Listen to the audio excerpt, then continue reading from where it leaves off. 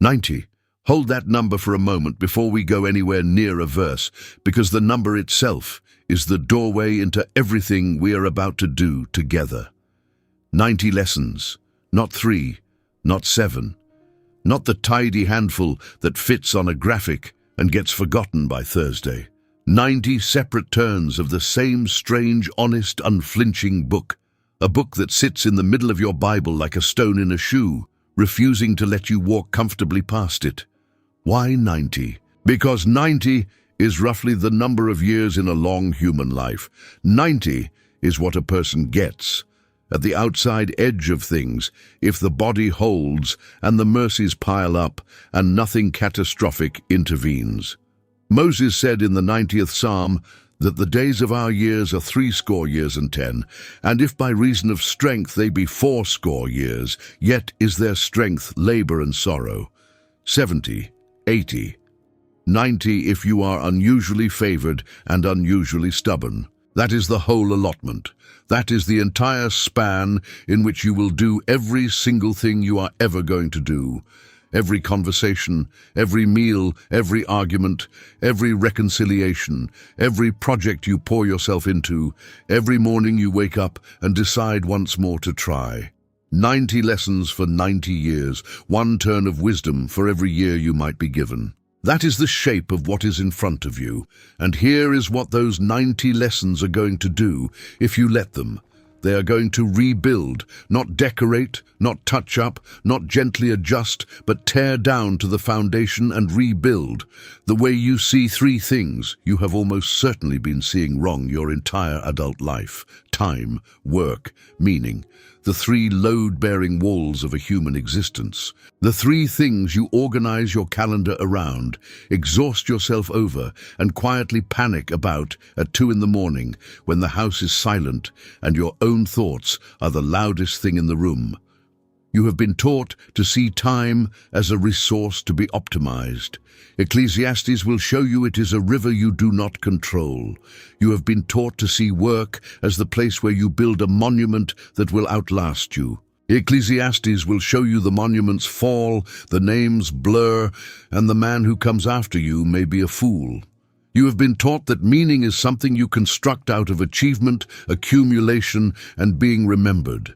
Ecclesiastes will take all 3 of those away from you, deliberately, patiently, one at a time, and then, having emptied your hands, will put something in them that will actually hold. That is the promise of the next several hours.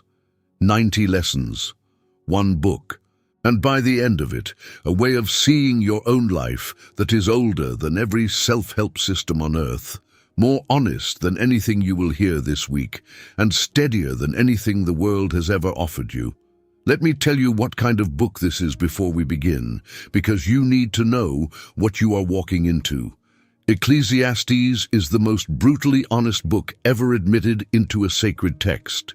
It is the book that says out loud what everyone thinks and nobody says. It says that the wise man and the fool end up in the same ground.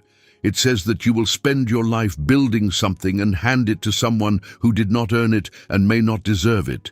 It says that the same thing happens to the righteous and the wicked, and that this is one of the great grievances under the sun. It says that in much wisdom is much grief, and he that increaseth knowledge increaseth sorrow. It looks at the machinery of human striving, the promotions, the acquisitions, the reputation building, the endless forward lean, and it says, with a flatness that still shocks after 3,000 years, vanity, vapor, breath, mist on a cold morning that you can see and cannot hold.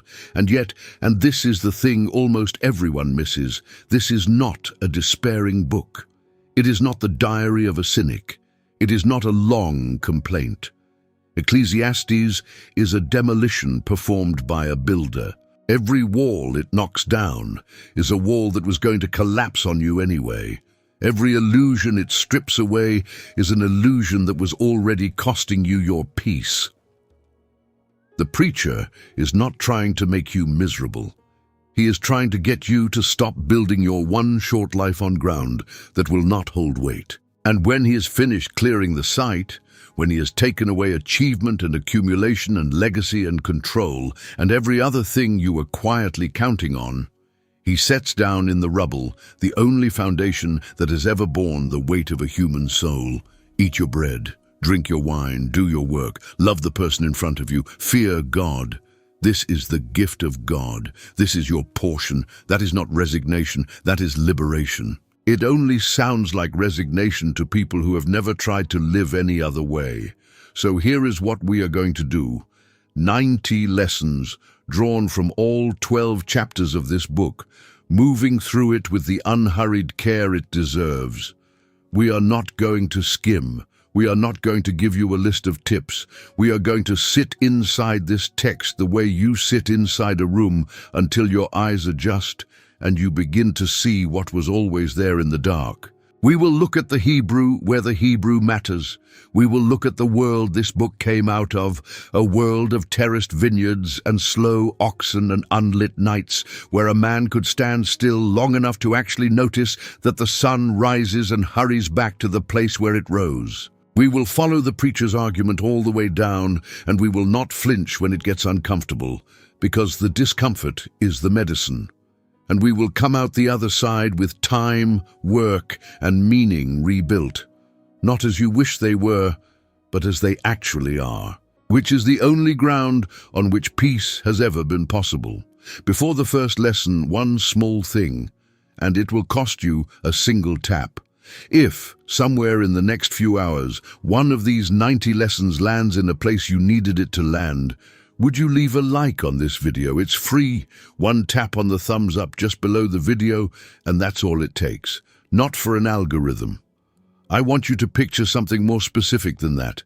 There is someone out there tonight, a person you will never meet, whose name you will never know, who is lying awake doing exactly the math this book is about, wondering whether the years are adding up to anything, wondering whether the work means anything, wondering, quietly and without telling anyone, whether they have wasted the only life they get. Your like is what puts this in front of them. That's the whole mechanism. One tap from you, and a stranger somewhere gets handed the thing they've been aching for without knowing what to call it. That's a quiet gift to someone you'll never meet, and it costs you nothing. And while you're there, leave a single word in the comments, just one. The weight you're carrying into this teaching, the thing you're hoping to set down before the end, you don't have to explain it. Nobody's going to ask you to. Just one word, so you're not carrying it alone in silence. Now, let us begin. Lesson 1. The preacher tells you his name, and it is a warning. The words of the preacher, the son of David, king in Jerusalem. Ecclesiastes 1:1. The Hebrew behind preacher is koheleth. It is not a name, it is a title from the root kahal, to assemble, to gather. Koheleth is the one who calls the assembly together. The convener. The man who stands in the square and says, "Everyone stop, sit down and listen to something you do not want to hear." That is who is speaking to you, not a poet in solitude, a man who has gathered a crowd because he has something to say that cannot be said quietly. And he is going to tell ordinary working people, farmers, mothers, builders, tired before sunset, that the thing they have organized their lives around does not work. Then notice the credentials. Son of David, king in Jerusalem. This is not name-dropping, it is establishing standing, because everything he is about to say could be dismissed in one sentence if the wrong man said it. If a poor man says money does not satisfy, you think he is coping. If a man with no accomplishments says achievement is empty, you think sour grapes. If a lonely man says pleasure is vapor, you think he never had access. But when the king says it, the king who had everything, tried everything, denied himself nothing, and was famous throughout the ancient world for wisdom, the escape hatch closes. He is not speaking from lack. He is speaking from the far side of abundance. He went to the end of every road you're currently walking and came back to tell you what is there.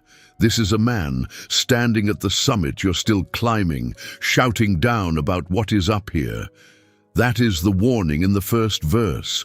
Before a word about vanity, he has told you. You cannot dismiss this by saying he did not understand your situation. He had a version of it larger than yours, and he called the assembly anyway. Lesson 2. Vanity is not the word you think it is. Vanity of vanities, saith the preacher.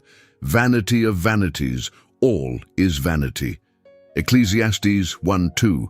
The thesis of the whole book stated in verse 2 before any argument. He does not build to it. He leads with it, then spends 12 chapters showing his work. But the word has been mistranslated in your mind, and the mistranslation has ruined the book for millions. You hear vanity and think conceit, a person admiring themselves in a mirror. That is not it. Or you hear meaningless nihilism in a robe. That is not it either. And if you read the book that way, you will misread everything that follows. The Hebrew is hevel. It means vapor, breath, the mist that comes out of your mouth on a cold morning. Smoke you can see clearly and cannot grasp at all. Sit with that image because it changes everything. Vapor is not worthless. Vapor is real. Your breath on a winter morning is the visible evidence that you are alive. Nobody looks at it and thinks worthless. It is not worthless. It is fleeting. It is beautiful and real and gone before you finish looking at it. You cannot put it in a jar. You cannot save it. You cannot build with it. You cannot hold it. That is what he is saying about your life. Not it does not matter, but it will not hold still. Everything you are trying to seize and store and secure has the substance of breath on a cold day, visible, real, precious, ungraspable. And the construction vanity of vanities is the Hebrew superlative. It is how the language says the most, song of songs, the greatest song, holy of holies, the most sacred place, vanity of vanities, the vaporist vapor, breath of breaths. So when you hear all is vanity, do not hear nothing matters. Hear nothing stays. Everything you love is made of mist. Your career is mist. Your body is mist. Your house is mist on a longer time scale. And the tragedy of human striving is that we spend our one life closing our fists around vapor and feeling betrayed when our hands come up empty. The book is not telling you your life is meaningless. It is telling you your life is unholdable. That is a completely different diagnosis, and it has a completely different cure. Lesson 3. The question underneath everything you do. What profit hath a man of all his labor which he taketh under the sun? Ecclesiastes 1:3. The first question of the book is an accounting question, and once you see it, you cannot unsee it. The Hebrew is yitron, profit, surplus, what is left over. It is a commercial term. It belongs to ledgers. It is what a merchant asks at day's end. After everything went out and everything came in, what remains? He is asking that about a human life. You have worked. You are working now. Add it all up. Every hour, every early morning and late night, every ounce of energy you have poured into anything. Now subtract what goes out, the aging, the forgetting, the entropy, the grave. What is the surplus? And the phrase he adds is the one that stings, under the sun. It appears 29 times in this book. It is the boundary marker of the entire investigation. Under the sun means within this closed system, the horizontal plane, the world you can measure and count, with nothing transcendent factored in. He is running a controlled experiment. If we bracket out God, if we let the sun be the ceiling, what is the profit? The answer, which takes 12 chapters to prove, is zero. In the closed system, the ledger balances to nothing. Everything you put in comes back out. The book's always zero. This is not pessimism, this is arithmetic. And this is why the book is so useful to a person with a phone in their hand. You were raised inside the closed system. You were taught to answer the profit question with the resources available under the sun. Get the degree, build the career, optimize, leave a mark, be remembered. He went further down that road than you ever will, with more resources than you will ever have, and came back with a number. The number is 0. He is not telling you this to crush you. He is telling you so you stop trying to solve a problem that has no solution at that altitude and start looking up. Lesson 4. You are not the main character of the earth. One generation passeth away, and another generation cometh, but the earth abideth forever. Ecclesiastes 1:4. Read it again and notice who moves and who stays. The generations move. Humanity is the transient element, the flickering thing. The earth abides. This is the exact inversion of how you experience your life. From the inside, you are the permanent fixture and everything else is passing scenery. Your consciousness has been continuous as long as you can remember. You have never experienced your own absence. The world, for you, began when you began. It is almost impossible to genuinely feel that the world existed in full color, with people as vivid to themselves as you are to yourself before you arrived, and will again after you leave. He is deliberately dislocating you from the center of your own frame. The ground you stand on was here before you, held other feet, and will hold other feet when yours are gone. The Hebrew for generation is doctor, a cycle, a turning, not a static block of people, a rotation. One turns, another turns, and under all that turning, the earth simply is. And here is why this belongs at the front of a study on time. Every distorted view of time you carry comes from failing to feel this verse. You plan as though your window is the window. You panic as though your era is the culmination. You take your own decade, your own news cycle, your own career arc, and unconsciously treat it as the point toward which everything was building. It was not. You are one door, one turn. The ground you walk on has been walked by people whose fears were as real as yours, whose 2 in the morning panic felt exactly as consuming as yours, and you cannot name one of them. This should not devastate you. It should relieve you. If you are not the main character of the earth does not depend on your performance. The pressure you have been carrying, that it all rests on whether you get this right, was never yours. It was a misunderstanding of scale. Lesson 5. The sun is tired, and so are you. The sun also ariseth, and the sun goeth down, and hasteth to his place where he arose. Ecclesiastes 1:5. He now begins a series of images from nature, and they are not decorative. They are evidence, exhibits in a case. Exhibit 1, the sun. Notice the verbs. The sun ariseth. The sun goeth down, and then the phrase carrying the weight, the sun hasteth to his place where he arose. Some render it pants back to where it began. The Hebrew carries exertion, breathlessness, effort. The sun is not gliding serenely, the sun is running. And where does the running get it? Back to the starting line. Every day. It burns through the whole enormous arc from east to west, arrives exhausted at the horizon, and then hurries all the way back to do it again tomorrow. That is a picture of your week. You get up.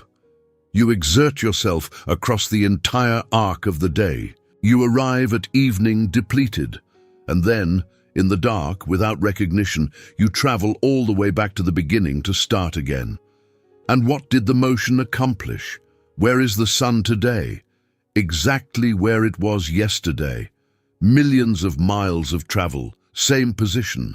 He is not mocking you. He is naming something you have felt and had no words for, the peculiar exhaustion of enormous effort that produces no net displacement. Running as hard as you can and looking down to find yourself at the same coordinates. And here is why it matters. Most people, feeling this, conclude something false. I must be doing it wrong. I am not working hard enough.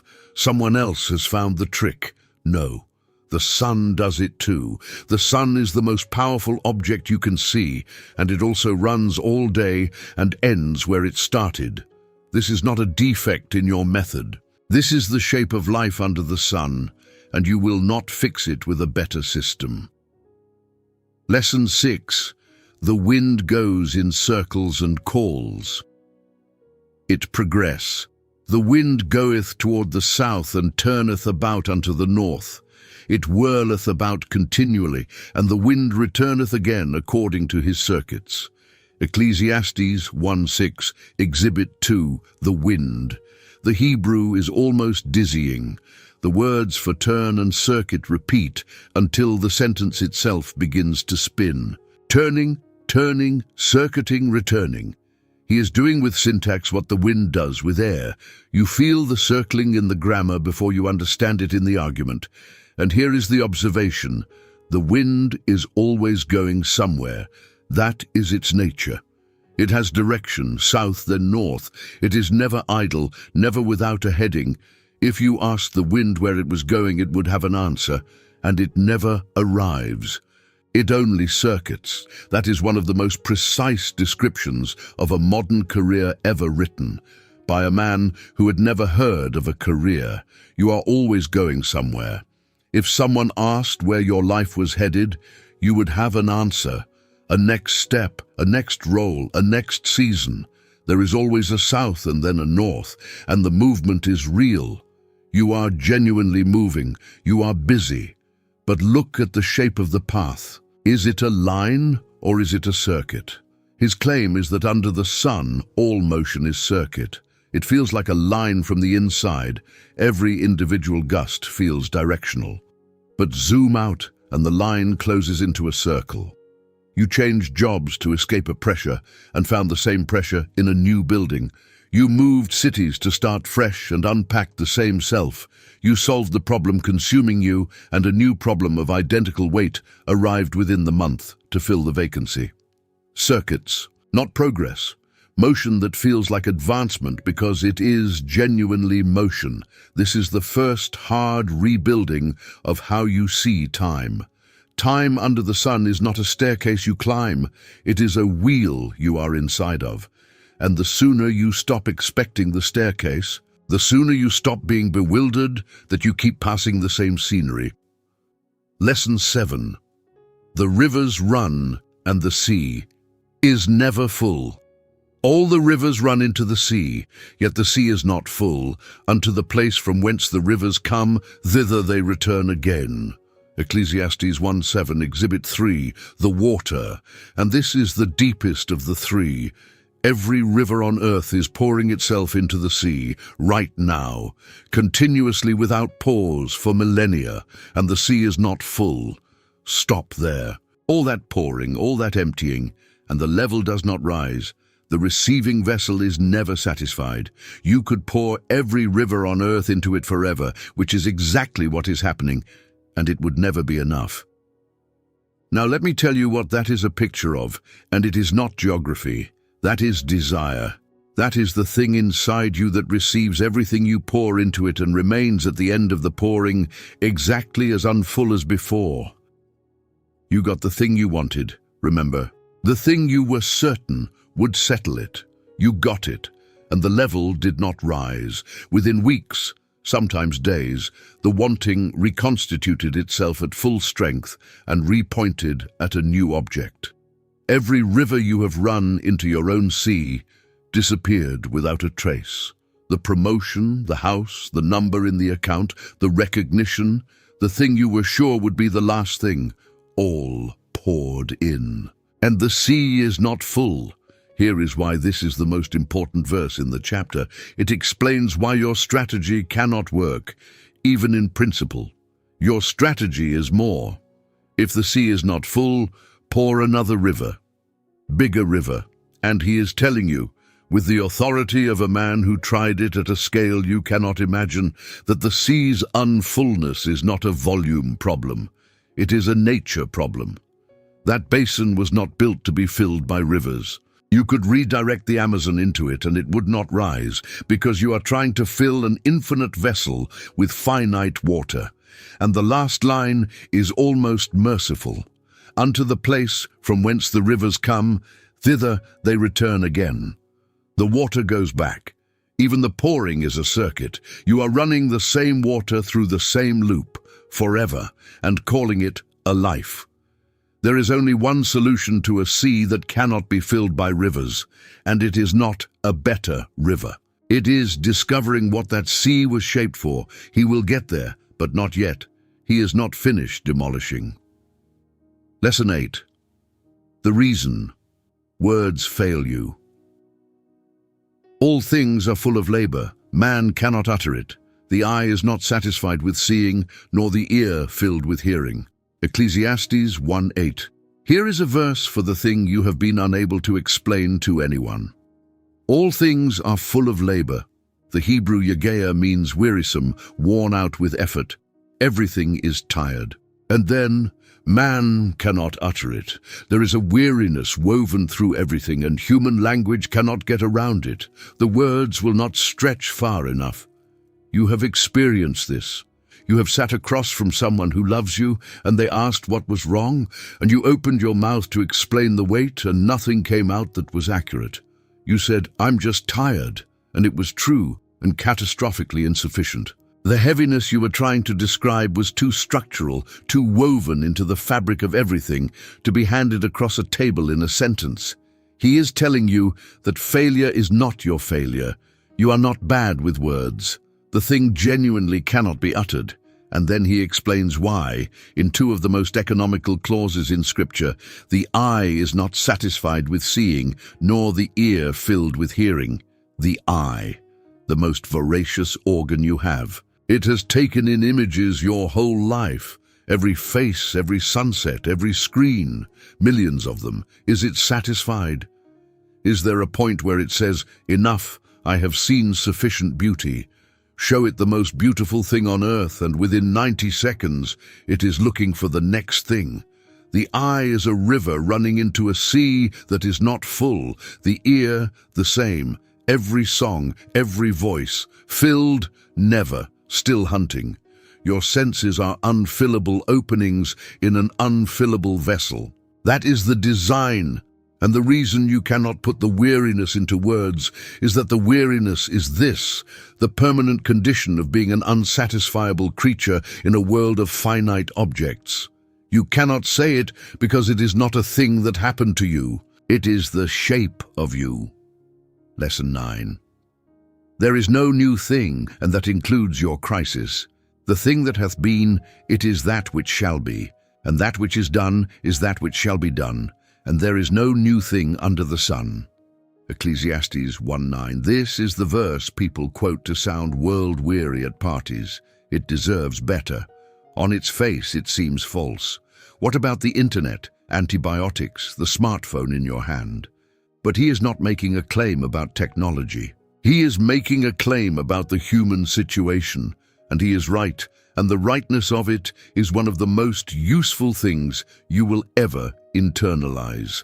Nothing in your inner life is new, not one thing. The specific configuration of dread you woke with this morning, a man felt that in a mud brick house in Ur 4,000 years ago. The ache of watching someone you love make a decision you know will hurt them, and being unable to stop it. A mother felt that on a hillside in Galilee. The exhaustion of working hard at something you suspect does not matter. A scribe felt that copying tax records in Babylon. The loneliness that hits hardest in a crowded room, the preacher felt that in a palace full of people whose job was to attend to him. Your technology is new, your grief is not, your circumstances are new, your fear is ancient. The delivery mechanism of your anxiety is a glowing rectangle instead of a rumor from a caravan. But the anxiety is unchanged since the first human lay awake, wondering what was coming. Why does this matter enough to be the 9th lesson? Because the loneliest lie you believe is that your situation is unprecedented. That is the lie that isolates you. That is what makes you think there is no wisdom available for what you are facing. No one who has been here, no map for this territory, because this territory is uniquely yours. It is not. Someone has been exactly where you are, in every way that matters, and has left instructions. The wisdom you need was not invented last year by someone with a podcast. It is old. It has been tested by more people under worse conditions than any modern framework ever will be. There is no new thing under the sun, which means there is no new suffering, which means you are not the first, which means help exists. That is not a depressing verse. That is a rope thrown down a well. Lesson 10, you will be forgotten, and it is a kindness. There is no remembrance of former things, neither shall there be any remembrance of things that are to come with those that shall come after. Ecclesiastes 1:11. Now he says the thing nobody says, you will be forgotten, not eventually, in some distant theoretical sense, specifically, thoroughly. Within a span of years you could count on your fingers. Try this. Name your 8 great-grandparents. Not their nationalities, their names. Most people cannot name one, and these were not obscure people. They lived lives of the same density as yours. They had a favorite chair. They had a laugh their children could recognize from another room. They had a thing they were afraid of and never told anyone. They had a morning where they made a decision that terrified them, and the reason you exist is that they made it. And you cannot name them. That is 3 generations. That is roughly 100 years. And the entire content of 8 complete human lives has been reduced to a genetic contribution and a blank space where a name should be. That is the arithmetic of remembrance, and it applies to you without exception. In 100 years, barring something extraordinary, no living person will know your name. The work you are exhausting yourself over right now, the people who share your blood will not know it happened. Now here is why he tells you this, and why it is not cruelty. He is freeing you from a taskmaster. There is a specific slavery in living for remembrance, and almost everyone in the modern world is doing it in some form, living for the legacy, the record, living so the name persists. It drives people to sacrifice the life in front of them, the dinner, the child's question, the ordinary Tuesday, on the altar of a monument nobody will visit. And he, who built more monuments than you ever will, and had his name carved into more stone than you can imagine, is telling you plainly, it does not work. The stone erodes, the name blurs. You are pouring your one life into a vessel with no bottom. So stop. Not because your life does not matter, but because its mattering was never going to be secured by being remembered. That was always the wrong mechanism. And the moment you release it, the Tuesday becomes available. The dinner becomes available. The child's question becomes the most important thing in the world instead of an interruption of the monument. You will be forgotten by people. And the rest of this book will show you that being forgotten by people is survivable because you were never being held by their memory in the first place. Lesson 11. He tried. Wisdom first, and wisdom hurt. And I gave my heart to seek and search out by wisdom concerning all things that are done under heaven. This sore travail hath God given to the sons of man to be exercised therewith. Ecclesiastes 1:13. Now the experiment begins. He is going to try, one at a time, every avenue humanity has proposed as the answer to the prophet question, not as thought experiments, but as lived investigations funded by unlimited resources over years, and he will report the results honestly. Trial 1. Wisdom, understanding. This is the most respectable answer. If pleasure is crude and wealth is vulgar, surely understanding is the noble path. Surely if you can comprehend the system, really see it clearly, the comprehension itself is the reward. He gave his heart to it. In Hebrew, that is total. The lev is not the seat of emotion, but of the entire inner person, mind, will, feeling fused. He gave all of it. This was not a hobby, and the verdict in the same verse, this sore travail. The Hebrew inyan ra, an evil business, a wretched occupation. He is calling the pursuit of understanding a miserable job. Then he delivers the line that has comforted more exhausted people than almost any other in Scripture. For in much wisdom is much grief, and he that increaseth knowledge increaseth sorrow. Ecclesiastes 1:18. Read that again if you have been told your whole life that understanding more would make you suffer less. He says no. The relationship runs the other way. More understanding, more grief. They scale together, and you know it is true. When you finally understood the dynamics in your family, did that make it easier or unbearable in a new and more precise way? When you finally understood what was actually happening at your workplace, did the clarity comfort you or remove your ability to enjoy the illusion? Ignorance is anesthesia. Wisdom is the anesthesia wearing off. And he, granted more wisdom than anyone alive, is the world's leading authority on how much it hurts to see. This does not mean wisdom is bad. He will spend chapters commending it. It means wisdom is not the answer to the prophet question. It is a good thing that cannot bear the weight of being the ultimate thing. That is the pattern for everything in this book, and you should start watching for it now. Good things collapse when you ask them to be ultimate things. Lesson 12. He tried pleasure, and it was not even close. I said in mine heart, Go to now. I will prove thee with mirth, therefore enjoy pleasure. And behold, this also is vanity. Ecclesiastes 2:1. Trial 2, pleasure. And understand the scale, because you have never conducted this experiment at anything approaching this level, and neither has anyone you know. He continues, I sought in mine heart to give myself unto wine. I made me great works, I builded me houses, I planted me vineyards, I made me gardens and orchards, I made me pools of water, I got me servants and maidens, I gathered me also silver and gold. I gat me men singers and women singers, and the delights of the sons of men, as musical instruments, and that of all sorts. Translate that into now. Wine, the finest on earth, unlimited whenever he wanted.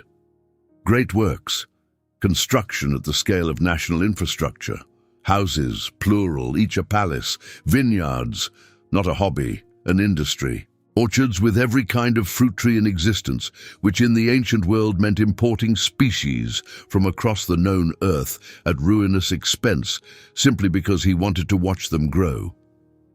Irrigation pools built to water forests he planted for his own pleasure. He was terraforming the landscape for aesthetics, servants beyond counting, the treasure of kings, and music, constantly performed live by the finest singers in the world, in his house whenever he wanted. Now put that next to your version. A decent bottle on Friday, a vacation you saved for, a house you owe money on, a playlist. And your version still exerts enormous pull on you. It still makes you think, if I just had a bit more of that, I would be all right. He had the theoretical ceiling of human pleasure as it existed on earth. And then, and whatsoever mine eyes desired, I kept not from them. I withheld not my heart from any joy. Ecclesiastes 2:10. Not one restraint, not once. Every appetite immediately and fully satisfied for years. No human alive has done this. Not the wealthiest person on earth today, because even they must say no to something. He said no to nothing, and the verdict, Then I looked on all the works that my hands had wrought, and behold, all was vanity and vexation of spirit, and there was no profit under the sun. Ecclesiastes 2:11, vapor and vexation of spirit. The Hebrew reut ruach, chasing wind, shepherding wind, trying to herd the air. He looked at the whole enterprise, palaces, forests, orchestras, treasure, and saw a man trying to catch the wind in his arms. Here is the practical value. The thing you think would satisfy you has been tested. not by someone who could not afford it, by someone who had 1,000 times more of it than you ever will. The experiment has been run. The data is in. You do not have to spend your life rerunning it at a smaller scale to find out. Lesson 13. The only thing he kept. And this was my portion of all my labor. Ecclesiastes 2:10. There is a half verse hiding inside the pleasure experiment that most readers run past. And it is the first light in the book, the full line. I withheld not my heart from any joy, for my heart rejoiced in all my labor, and this was my portion of all my labor.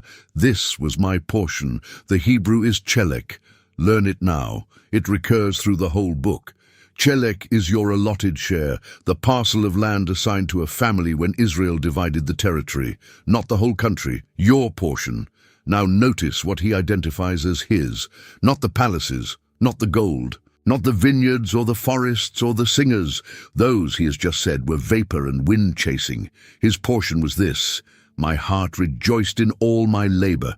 The joy in the working, not the results of the working, the joy in it. That is the first appearance of the answer, and it shows up in the middle of the demolition, easy to miss, like a seed in rubble.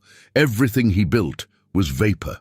But the specific afternoons, when he was in the middle of the work, and something in him rose and rejoiced in the doing of it, those were real.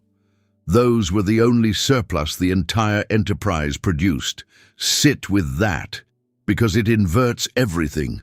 You think the point of the project is the finished project. The point of the career is where the career gets you. And so you treat every working day, which is to say your entire life, since your life is made of days, as a toll you are paying to reach a destination. He is standing at the destination, on top of the largest pile of outcomes any human has assembled, turning around and shouting back down the road. The toll was the treasure. The only thing I kept was the joy I felt while I was doing it. Your portion is not at the end. Your portion is today. Lesson 14. Wise or foolish, same ground. Then said I in my heart, as it happeneth to the fool, so it happeneth even to me. And why was I then more wise? Ecclesiastes 2:15. Here is where the book gets dangerous, and where most people would like it to stop. He has just conceded wisdom is better than folly. Wisdom excelleth folly, as far as light excelleth darkness. The wise man's eyes are in his head, but the fool walketh in darkness. That is a real endorsement. The wise man can see where he is going, and then, in the next breath, one event happeneth to them all. The Hebrew is mikrech echad, one occurrence that arrives for everyone regardless of category: death. The wise man dies, the fool dies. The man who spent 40 years disciplining his mind, examining his motives, refusing the easy path, he dies. The man who never once thought carefully about anything, who lived on impulse and got away with it, he dies. Same event, same ground, and he does not soften it. Why was I then more wise? What did the wisdom purchase, if not an exemption from the one event? Then brutally, how dieth the wise man as the fool? Now track this carefully, or the book will break you. What is he demolishing? Not wisdom, he just praised it. He is demolishing wisdom as a strategy for exemption. He is destroying the quiet belief that careful people carry, that if I am wise enough, disciplined enough, careful enough, I will be spared what happens to everyone else, that my carefulness is insurance, that the fools will get what is coming, and I who paid attention will be excused. You will not be excused. Your carefulness is genuinely better than carelessness. Light really is better than darkness. But it buys you a better walk, not a different destination. And once you accept that, something is set free. Now you can be wise for the sake of the walking, not as a bribe, not as insurance, just because it is better to see than not to see, for as long as you have eyes. Lesson 15. The man who comes after you may be a fool. Yea, I hated all my labor which I had taken under the sun, because I should leave it unto the man that shall be after me, and who knoweth whether he shall be a wise man or a fool? Ecclesiastes 2:18-19. Now he touches the last idol standing, the one that survives in even the most disillusioned person. You can let go of pleasure, of wisdom as exemption, even on a good day of being remembered. But almost nobody lets go of this. At least what I built will continue. At least it goes to someone. At least the thing outlasts me. And he says, to whom? It is a real question. You will hand your life's work to a specific human being. You do not know what that human being will be, and you will not be there to supervise. Consider what he is describing. He built a kingdom, the temple, the wealth and international reputation of a nation, 40 years of it, and he knew who was next. He had met his son, and if you know the history, he was right to be afraid. The kingdom split in a single generation. Rehoboam took the throne, was offered wise counsel by the men who had served his father, rejected it for the advice of his friends, and answered the people's plea for relief by promising to make their burden heavier. 10 tribes walked away. What Solomon spent his life building came apart within a few years, in the hands of a man who had rule over all his labor and had not earned an hour of it. He was right, and your version is coming. You will hand your work to someone, the company to someone who will run it differently, the house you renovated with your own hands to someone who will paint over it, the garden you spent 15 years establishing to someone who will pave it, and you will not have a vote. So does he say, build nothing? No. Watch what he does with this, because it is the pivot of the whole book, and it is 3 verses away. He takes the horror of handing your life's work to a fool and uses it to pry your fingers off the future. Because if the future is not yours to control, the future is not yours to carry.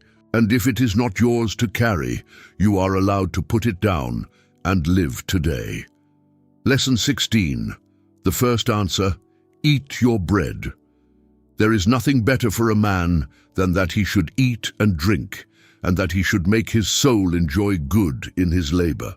This also I saw, that it was from the hand of God. Ecclesiastes 2:24. Here it is, the first full statement of the answer. And you would walk past it because it sounds like nothing. Eat, drink, find good in your work. That is the conclusion of a man who tried wisdom and pleasure and wealth and construction and legacy at a scale no other human has attempted. After the palaces and the orchestras and the gold, eat your food, drink your drink, enjoy your work.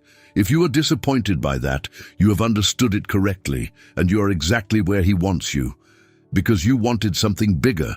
You wanted the secret, the thing that would make the vapor stop being vapor. There is no such thing, and he knows it, and he is offering you something better than what you wanted, the thing that is actually available.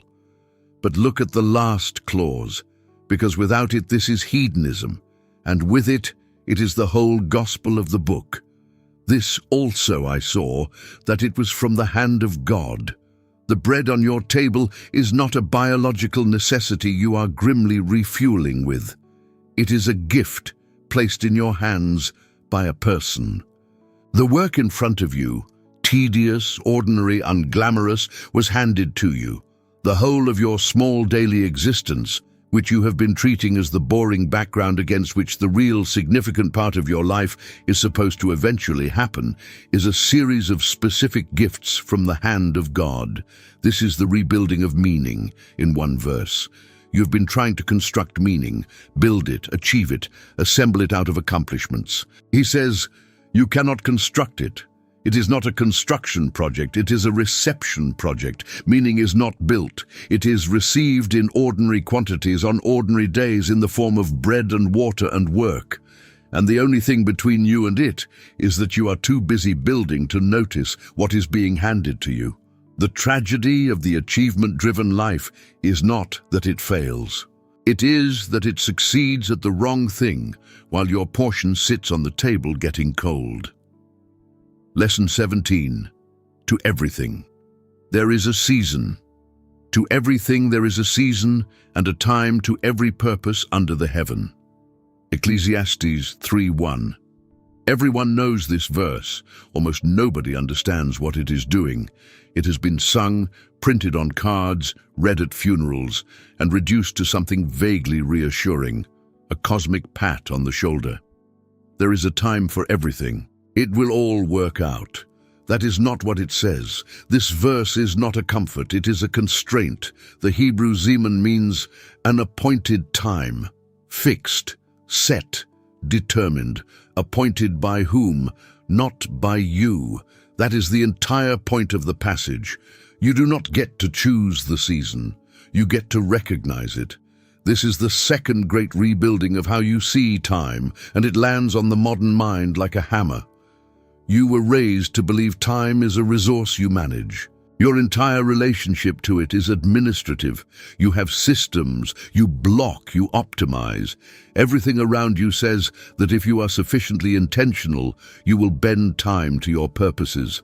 And Ecclesiastes 3 says, "There are seasons, they are appointed, and you are inside them, not above them. You cannot make it be spring. You can want spring. You can be exhausted from winter and finished with the cold and desperate for one green thing, and it will not be spring 1 hour before it is spring. Your wanting has zero effect on the calendar of the earth. The same is true of the seasons of your life. You cannot make the grief be over. You cannot force the season of building to arrive while you are still in the season of tearing down. Now here is what turns the constraint into a mercy. If you are not the one who appoints the seasons, then you are not at fault for the season you are in. The winter you are in is not evidence of your failure. You did not cause it by insufficient faith or effort or positivity. It is appointed. It has a time. And the same sovereignty that appointed its beginning has appointed its end. You are not managing time. You are living inside it. And the one managing it has not lost track of you. Lesson 18, a time to be born and a time to die. A time to be born and a time to die. Ecclesiastes 3:2. The list begins with the two events that most completely prove the point. And it is not an accident they are first. Your birth and your death are the bookends of your existence, and you had no vote in either. You did not choose to be born. You did not choose when, and the century alone determines almost everything about your life. Whether you would have antibiotics, whether you would be literate, whether your children would likely survive infancy. You did not choose the country, the language, the family, the body, the parents, the name. Every foundational fact of your existence was decided without your input and handed to you complete. Your death is the same. The hour is not on your calendar. You will not be consulted. Hold those together, because between them is the entire territory you actually inhabit. You did not schedule the opening. You will not schedule the closing. Everything in between, all your plans and strivings, takes place inside a window whose boundaries were set by someone other than you. And what does the modern person do with this? Ignore it. We have built a civilization that is, in part, an enormous machine for not thinking about this verse. We hide the dying in facilities. We speak of death in euphemism, and he puts it first on the list, before planting or weeping or dancing or war. First, because until you have accepted the two bookends, you will misread everything between them. You will treat a temporary life as permanent. You will make decisions as though you had unlimited time to correct them. You will postpone the reconciliation, the confession, the phone call, as though the window were open indefinitely. It is not. Knowing that is not morbid. It is the beginning of living in the actual world instead of a comfortable fiction. The man who has accepted that he will die is the only one free enough to actually live, because he is the only one not spending his energy maintaining the pretense. Lesson 19. A time to plant and a time to pluck up, a time to plant and a time to pluck up that which is planted. Ecclesiastes 3:2. This one is about work, and it will offend you if you are a builder. There is a time to plant. Everyone likes that half. Planting is hope, investment, the noble act of putting something in the ground and believing in a future. And there is a time to pluck up what has been planted. Notice, he does not say a time for the plant to die naturally. He says a time to pluck up. Active verb. Someone walks out to the field where the thing is growing. The thing they planted, watered, checked on every morning, takes hold of it and pulls it out. Any farmer understands. Not everything you plant should be allowed to finish. Sometimes the crop is diseased and letting it stand infects the field. Sometimes it was the right seed and the wrong ground. Sometimes it is genuinely alive and healthy and simply in the way of something that matters more. The uprooting is not a failure of the planting. It is a different season of the same wisdom. Now bring it into your life, because you have a field. You have things you planted that you are keeping alive out of loyalty to the planting. A project you started with real conviction that has become a burden. A commitment you made when you were a different person in a different season, honored out of stubbornness rather than calling. A role, a routine, a version of yourself you built deliberately that has outlived its season. And you cannot pull it up because you planted it, and pulling it up feels like admitting the planting was wrong. He says, no, the planting was right. It was the season for it, and now it is the season for the other thing, and the same wisdom that put it in the ground is telling you to take it out. This is one of the hardest disciplines in a working life. Most people fail it in the direction of loyalty. They keep watering a dead field for a decade because they remember what it cost to plant. There is a time to pluck up. Recognizing it is not betrayal. It is obedience to the season. Lesson 20. A time to kill and a time to heal. A time to kill and a time to heal. A time to break down and a time to build up. Ecclesiastes 3:3. The list is arranged to become progressively harder to accept. And here is where readers flinch. A time to kill, the Hebrew harag, to slay. He is not being metaphorical about gardening. He is reporting that in the actual world, he observed, there were seasons in which life was taken, and that this was as much a part of the fabric of the appointed times as birth and planting. Understand what he is doing. He is not endorsing. This poem is a description, not a prescription. He is saying, look at the actual world you live in, not the one you would prefer. In this world, there are wars and famines and things that end violently. The seasons are not all pleasant, and pretending otherwise is not faith. It is a refusal to look. This matters for how you handle your own life, because there is a strain of religion that insists God's world contains only the pleasant half of every pear. A time to be born, yes, a time to plant. Amen. And then silence on the dying and the plucking up, as though acknowledging them were a lapse in faith. Ecclesiastes will not let you do that. It puts the whole list in the sacred text. The world you actually live in, the one with hospitals and gravesides and demolition, is the world God is sovereign over, not a nicer imaginary one. And then the mercy, a time to heal, a time to build up. The killing is not the final word. The breaking down is not the terminus. In this list, they are always paired. Nothing appears alone. The appointed times come in couples, and the couple is the point. Whatever you are in right now has a partner appointed on the other side of it. You are in a time of breaking down. It is real. It is not your fault and not a failure of faith, and it has a partner. A time to build up is appointed as surely as this one was. The pairing is the promise. Lesson 21. A time to weep and a time to laugh. A time to weep and a time to laugh. A time to mourn and a time to dance. Ecclesiastes 3:4. Two pairs, and the difference between them is worth noticing. Weeping and laughing are involuntary. They happen to you. You do not decide to weep. The weeping arrives and you discover it is happening. Real laughter cannot be produced on command, which is why forced laughter sounds so wrong. These are the internal weather of a human being. Mourning and dancing are public, performed. In the ancient world, mourning was communal and structured. Professional mourners, prescribed periods, a way it was done. Weeping is what your face does. Mourning is what your community does around you.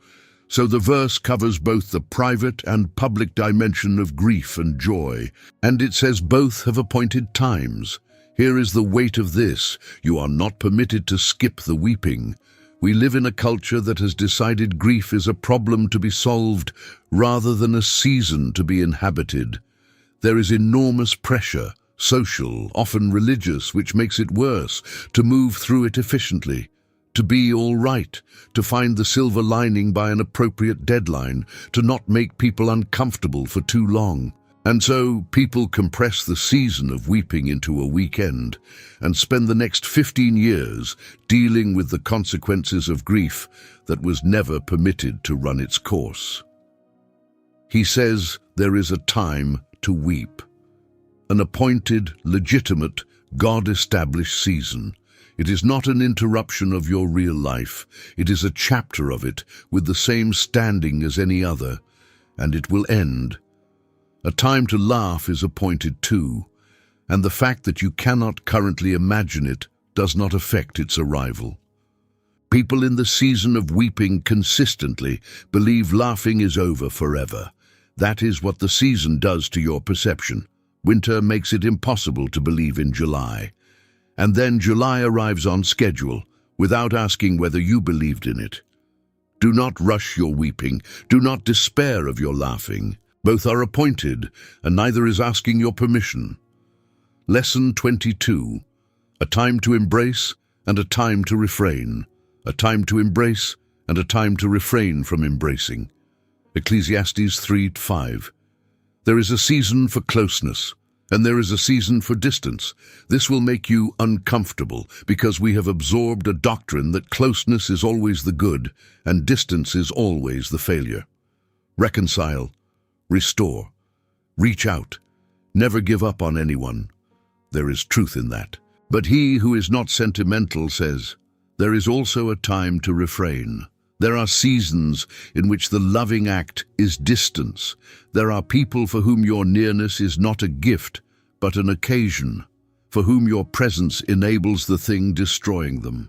There are relationships in which the embrace has become the mechanism of the harm, and there are seasons when you do not have the reserves. When embracing everyone who wants to be embraced would empty you so completely that nothing is left for the three people who genuinely depend on you. Notice, he does not moralize this. He does not say distance is good or embracing is good. He says both have times, and wisdom is knowing which time you are in. The failure runs both directions, and both are common. Some embrace when they should refrain. They keep going back, keep pouring into a vessel that pours right back onto the floor, and call it love when it is an inability to tolerate the discomfort of distance. And some refrain when they should embrace. They let a season of appropriate distance harden into permanent architecture, and 20 years later there is a person they have not spoken to and no longer remember why. Both are failures of discernment. Neither is a failure of love. The question is never, should I be close or distant in the abstract? The question is, what time is it? Lesson 23. A time to keep silence and a time to speak. A time to keep silence and a time to speak. Ecclesiastes 3:7. Of all the pairs, this is the one you will use most often and the one people get wrong most reliably. There is a time to speak. Someone needs to hear the truth. Someone needs to be defended. The silence in the room is a lie everyone is maintaining, and someone has to break it. And there is a time to keep silence. The moment is not right. The words would land as an attack rather than a gift. The person is not ready, and your rightness would only wound. Or, most common, you have nothing to say, and the honest response is to sit in it with the person rather than talk over it. Job's friends are the great illustration. When they arrived and saw his suffering, they sat with him on the ground 7 days and 7 nights and said nothing, because they saw his grief was very great.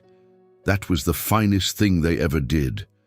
They were perfect for 7 days. And then somebody opened his mouth, and 35 chapters of catastrophic theology followed, and God ended up rebuking every one of them. They got the season wrong. That is the whole story of Job's friends. They mistook a time to keep silence for a time to speak, and their sincerity did not save them from the damage. You know when you have done this. The conversation where you should have said nothing, and instead you explained, you contextualized, you offered perspective, and you watched the person's face close.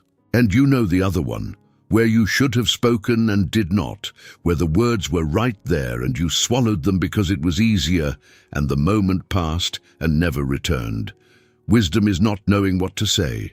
Wisdom is knowing what time it is. And in a world that has made speech nearly frictionless, where everyone carries a device that broadcasts any thought instantly, the season most people are failing to recognize is the season of silence. The cost of speaking has dropped to near zero. The wisdom of not speaking has become rare and correspondingly precious. Lesson 24. He hath made everything beautiful in his time. He hath made everything beautiful in his time. Ecclesiastes 3:11. After 28 appointed times, 14 pairs, covering birth and death, war and peace, he stops and gives you the verse that holds all of it together. Everything beautiful in its time. 3 enormous claims in 8 words. First, everything, not the pleasant half, everything on the list.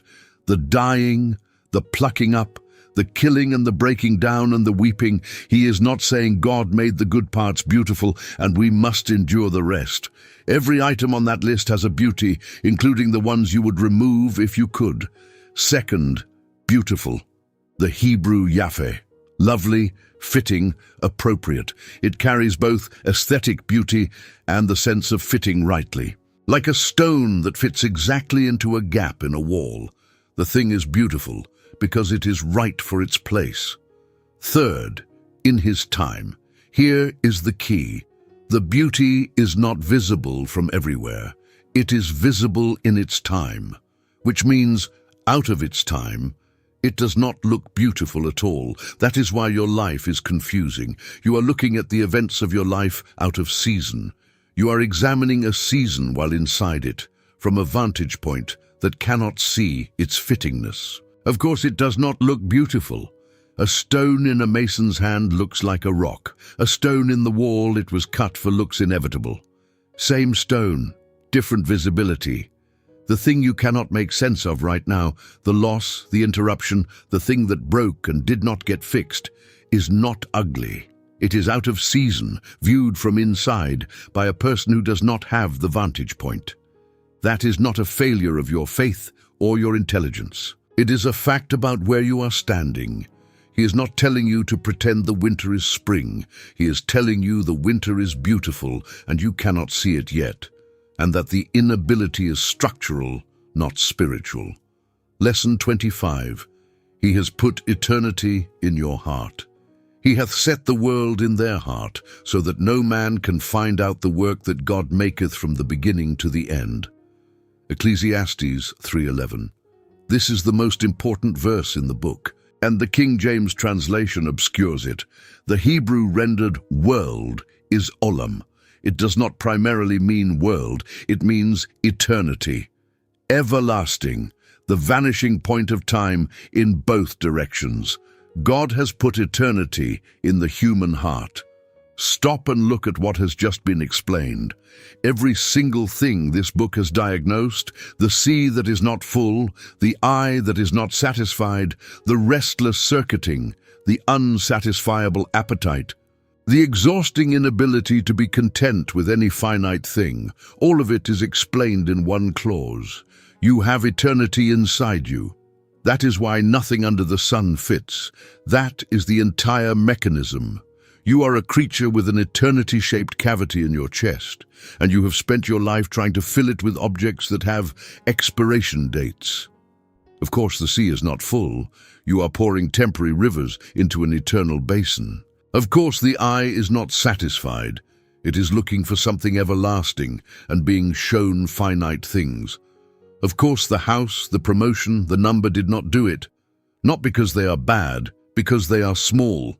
And the space is not small. Every restless midnight you have had is the sound of eternity in a heart trying to be satisfied by a life under the sun. Your discontent is not a character defect. It is evidence. It is the strongest argument for God your own experience provides, because a purely material creature in a purely material world should be satisfiable by material things, and you are not, and no one is, and no one ever has been. And then, so that no man can find out the work that God maketh from the beginning to the end. That is the tragedy underneath the gift. You have eternity in your heart, enough to make you ache for it, and not the capacity to comprehend it. You have been given the longing and denied the map. You can feel there is something beyond the horizon, and you cannot see over it. That is the human condition in a sentence. And it is not a design flaw, it is a design feature, because a creature that could satisfy its own longing would never look up. Lesson 26. The gift you keep refusing, and also that every man should eat and drink and enjoy the good of all his labor, it is the gift of God. Ecclesiastes 3:13. The refrain returns, the second of 5 times. Learn to hear it. It is his chorus, and it is where he lands every time the demolition finishes around. The word gift is doing something new. In 2:24 it was from the hand of God. Here it is Matath Elohim, the gift of God. He is escalating. This is not merely a provision, it is a present, something chosen and given. And here is the lesson you have to feel and not just understand. You are refusing this gift constantly. You do not think of yourself as someone who refuses gifts from God, but consider your actual conduct. You ate today. And where were you while you were eating, present at that meal, or reading something, thinking about the afternoon, moving food into your body as an administrative task so you could get back to the important part of your day? That was the gift. You handled it like a fuel stop. You worked today. Was there any moment where you were actually in the work, where the thing in front of you had your whole attention? Or did you spend the day mentally somewhere else, in a future that has not arrived and may not? The gift is being handed to you every day, and you are looking over its shoulder for something better. This is what makes Ecclesiastes so devastating for the ambitious. He is not telling you your ambition is wicked. He is telling you it is expensive, that it is purchased with the only currency you have, which is the present, and that the thing you are buying does not exist. The gift of God is not waiting at the end of the striving. It is on your table right now. It is in the ordinary afternoon of work you are treating as an obstacle to your real life. That is your life. There is not another one being kept in storage. Lesson 27. What God does, he does forever. I know that whatsoever God doeth, it shall be forever. Nothing can be put to it, nor anything taken from it. And God doeth it, that men should fear before him. Ecclesiastes 3:14. Here is the counterweight to the entire book, and it arrives exactly when you need it. Everything under the sun is vapor. Everything you build is temporary. That has been the argument for 2.5 chapters, and it has been relentless. And now, whatsoever God doeth, it shall be forever. There are 2 categories of activity in the universe. Yours and his. Yours is vapor. His is forever.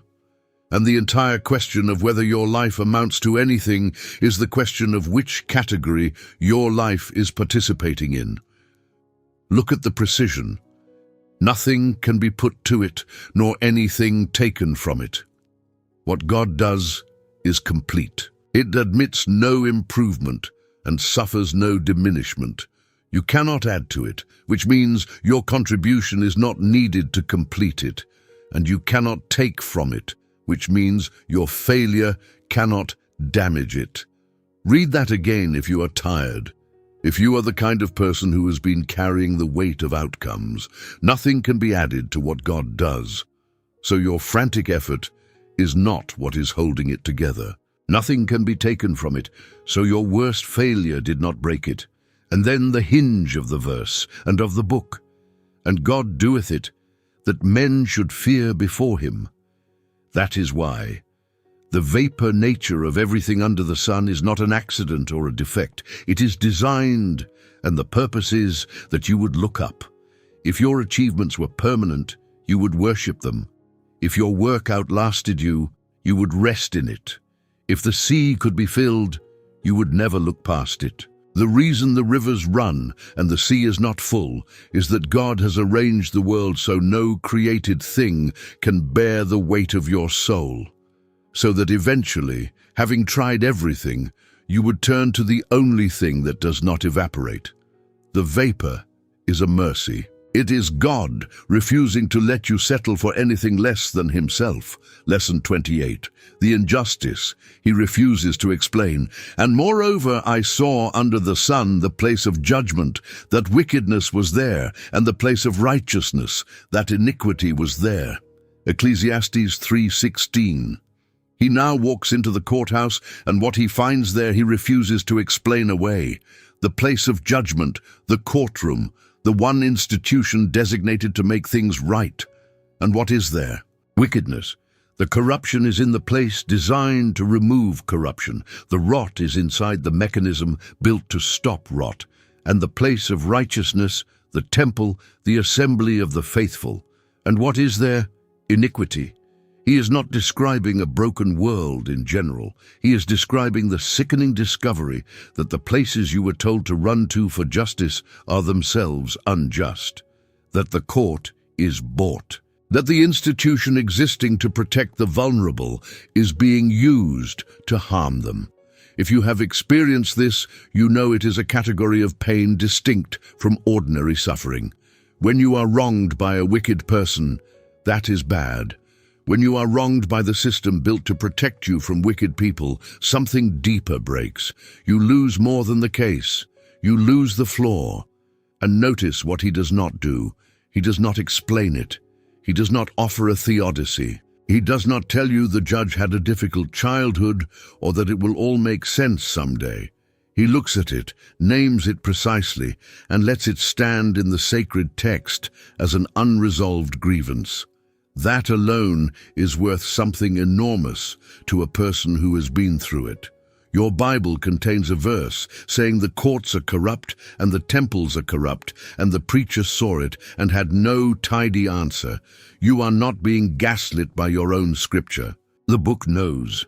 And then verse 17, I said in mine heart, God shall judge the righteous and the wicked, for there is a time there for every purpose and for every work.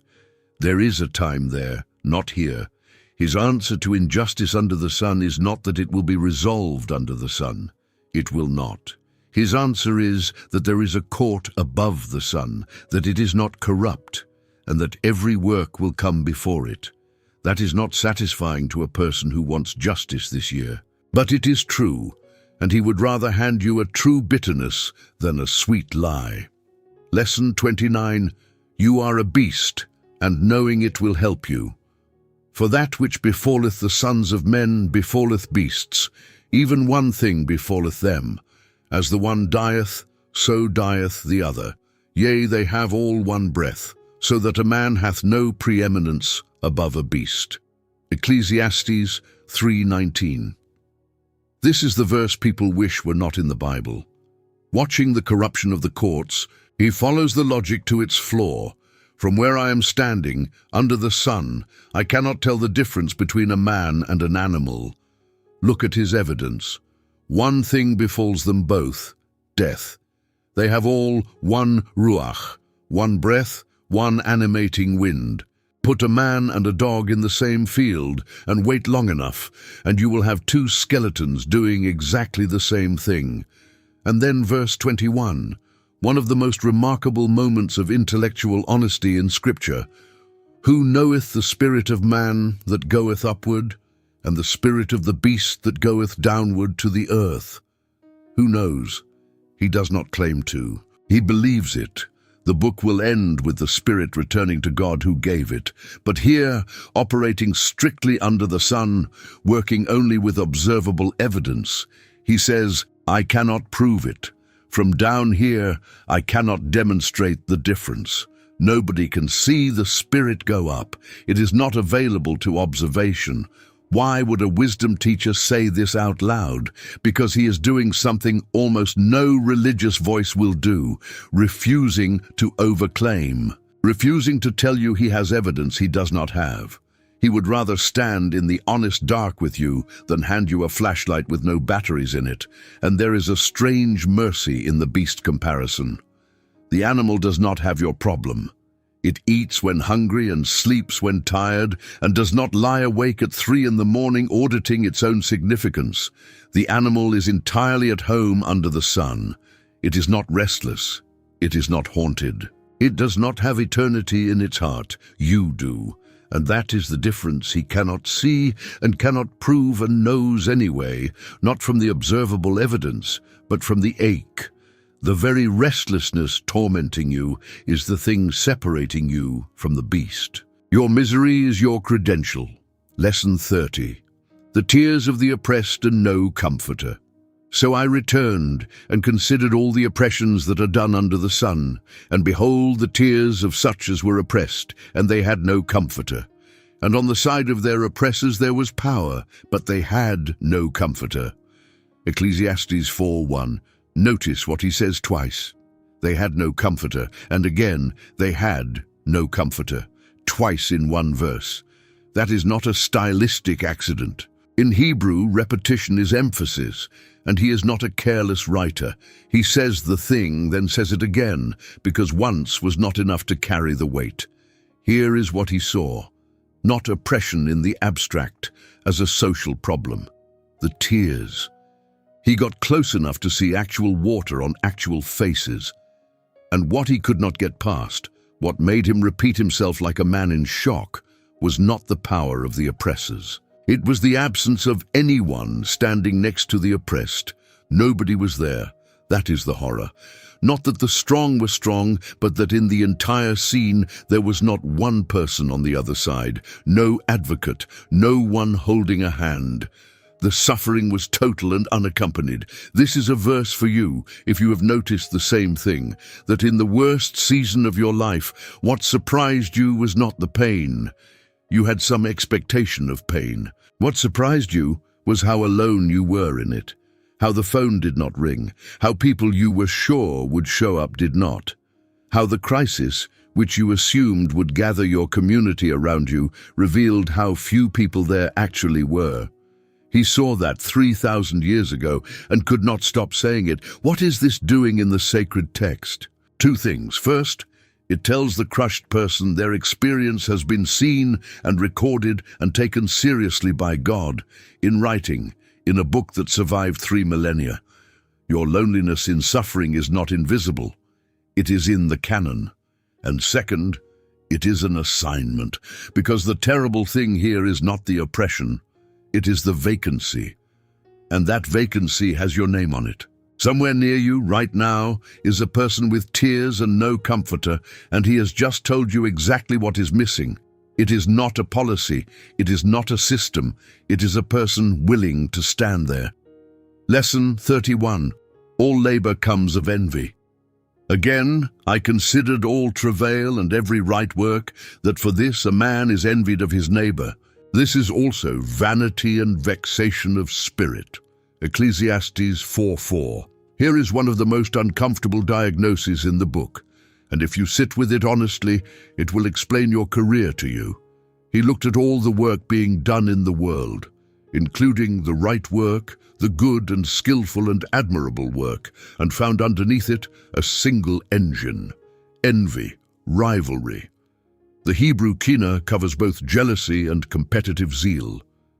Some render it All labor and skillful work come from a man's rivalry with his neighbor. Before you defend yourself, do the honest audit. Why did you want the thing you wanted? Not the reason you would say out loud, the actual reason. Trace it back. Why that career? Why that house, that size, that neighborhood? Why did that particular achievement matter so much out of all the achievements available? Why was that recognition the one you needed? Follow the thread all the way back, honestly, with no audience, and in most cases you will find a person at the other end. A rival, a sibling, a colleague, a version of the people from your hometown. Someone whose imagined face you were performing for. That is the engine. It has been the engine the whole time. And here is why this is devastating. You have been running an entire life, a real one, made of real hours you cannot get back, on a fuel that is entirely relational and entirely imaginary. The rival is not watching. The people from your hometown do not think about you. The sibling has their own life and is not scoring yours. The audience you have been performing for your whole career does not exist and has never convened. You built the palace and nobody came to look at it, because they were all busy building their own palaces for their own imaginary audiences, vanity and vexation of spirit, vapor and chasing wind. Here is the question this leaves you with, and you should let it sit. If the rival vanished, if the comparison was surgically removed, and you had no way to be seen as ahead of or behind anyone, what would you actually do with your life? That answer is worth more than anything else you will think about this week. Because that answer is the shape of a life that is actually yours. Lesson 32. The fool folds his hands and eats his own flesh. The fool foldeth his hands together and eateth his own flesh. Ecclesiastes 4:5. And immediately, before you can take the previous lesson and use it as an excuse, he slams the other door. He has just told you all labor comes of envy, and he knows what a certain kind of person will do with that. They will say, "Excellent, then I will not labor." If striving is just rivalry, I opt out. If it is all vapor, why exert myself? I will fold my hands. And he says, the man who folds his hands eats his own flesh. It is a horrifying image, and it is meant to be. The man who refuses to work does not achieve peace. He does not attain serene detachment. He consumes himself. In the absence of work, there is nothing to metabolize but his own substance. He is not resting. He is being eaten from the inside by the thing he thought was rest. Anyone genuinely idle for an extended period knows this is accurate. Not resting, idle. Real idleness is not restorative. It is corrosive. A person with nothing to pour themselves into does not become peaceful. They become self-consuming. The mind, deprived of an object, turns on its owner. The energy that had somewhere to go now has nowhere, and inward energy with no outlet is what we call anxiety or bitterness or despair. So both doors are closed. Door 1, work driven by envy, vapor and wind chasing. Door 2, refusal to work, self-cannibalism, which leaves the narrow way in the next verse. Better is an handful with quietness than both the hands full with travail and vexation of spirit. Ecclesiastes 4:6, a handful with quietness. Better than two fistfuls acquired through exhausting rivalry. Look at the picture. One hand full and the other hand free. Free to rest, free to hold someone, free to be open, versus two hands full, clenched, unable to hold anything else, unable to be still, unable to receive. He is not telling you to have nothing. He is telling you to have a handful. Enough. A real portion honestly worked for, and then to stop deliberately, while one hand is still free. The whole modern economy is built on the premise that the correct number of hands full is 2, and then somehow more than 2. And he who had more than anyone in history says 1 with quiet is better, not more virtuous, better. As in, you will have a better life. Lesson 33, the man with no one. There is one alone, and there is not a second. Yea, he hath neither child nor brother, yet is there no end of all his labor, neither is his eye satisfied with riches. Neither saith he, For whom do I labor and bereave my soul of good? Ecclesiastes 4:8.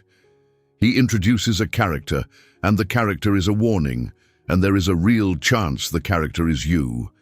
Here is the man, alone, not lonely in the sense of temporarily isolated, structurally alone. No second person, no child, no brother, nobody depends on him, and nobody is waiting for him. And what does he do? There is no end of all his labor.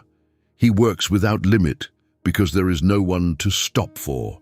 Nobody is expecting him at dinner. No one's bedtime constrains his evening. The work expands to fill every hour, because nothing pushes back on it, and his eye is not satisfied with riches.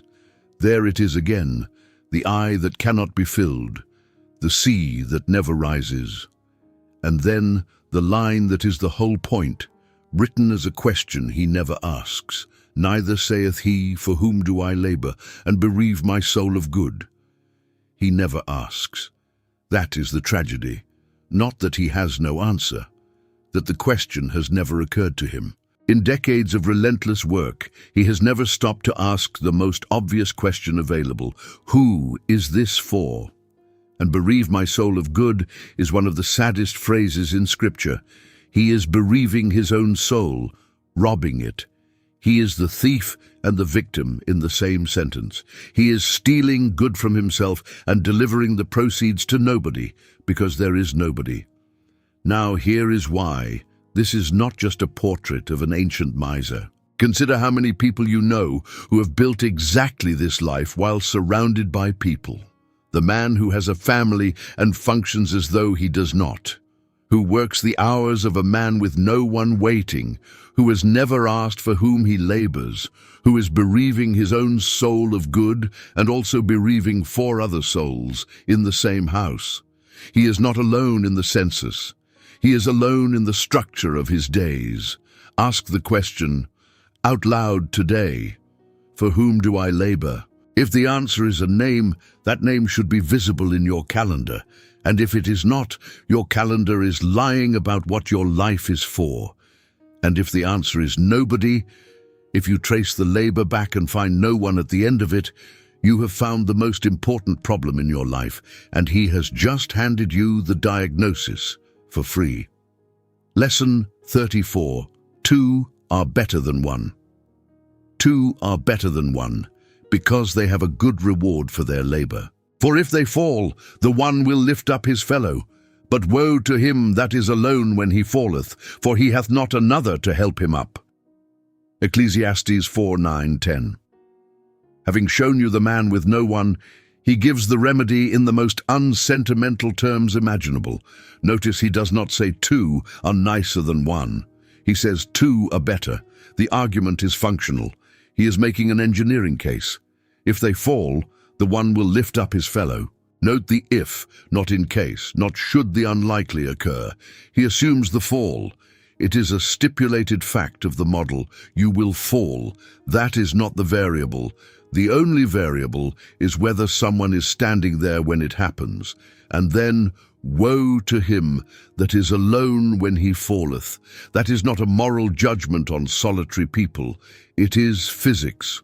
A person on the ground alone stays on the ground, not because they are weak, because that is what being on the ground means. The whole problem with falling is that it removes your capacity to stand yourself up. If you could stand yourself up, it would not have been a fall.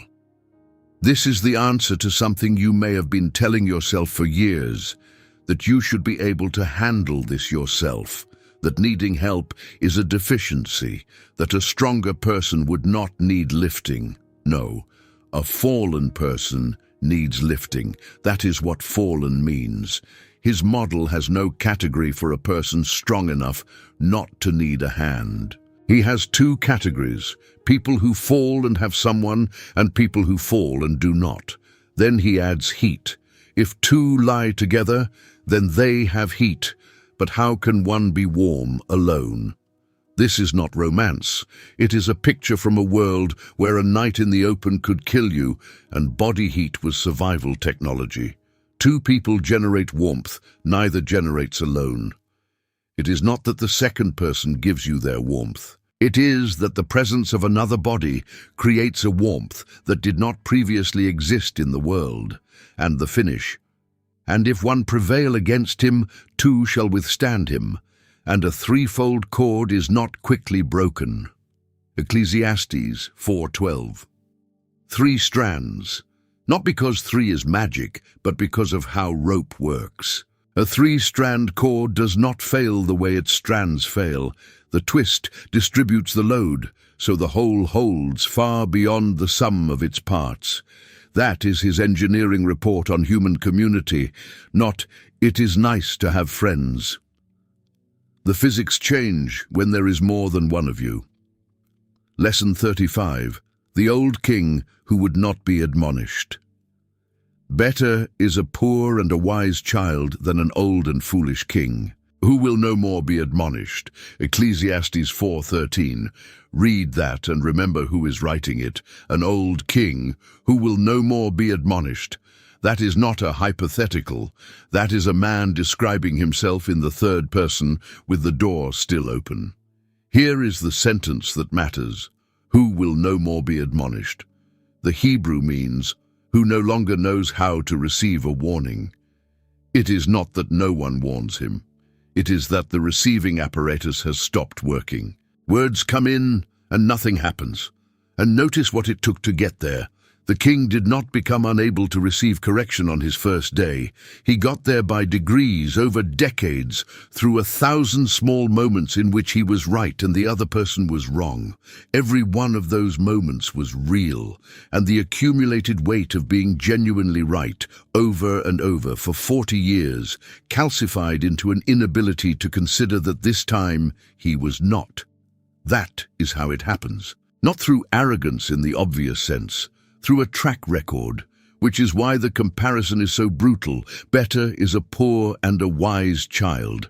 The child has nothing, no position, no track record, no wealth, but the child can still hear. The intake valve is open, and an open valve with no water is worth more than a full reservoir that has been sealed. Now apply this to yourself, because everyone assumes this verse is about someone else, and that assumption is the exact symptom it describes. Where in your life has the valve closed? There is somewhere. There is a domain. Your work, your marriage, your theology, your parenting, where you have been competent long enough that you have quietly stopped listening.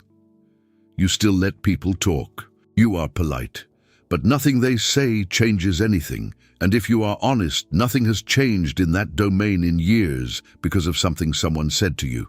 That is the old king. And you got there the same way he did, by being right a lot.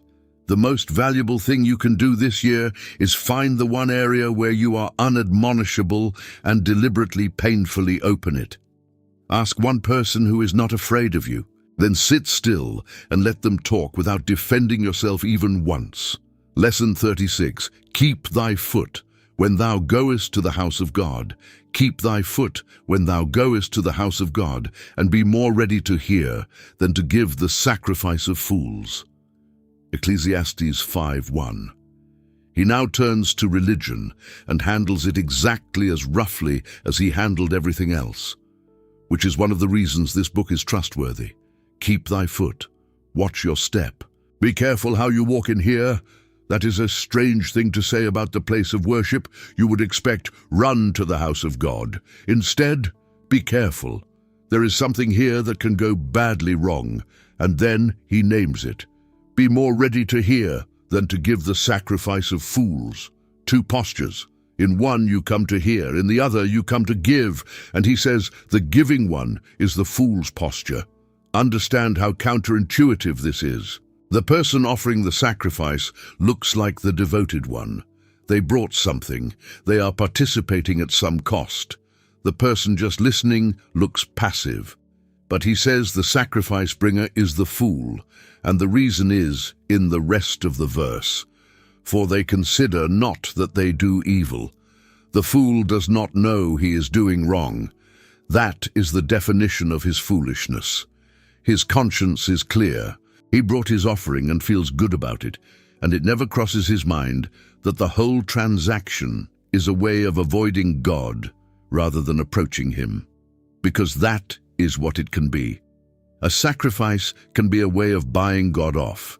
You bring the thing, you perform the act, you discharge the obligation, and you leave without ever having had to hear anything that would require you to change. The offering becomes the ransom you pay to be left alone.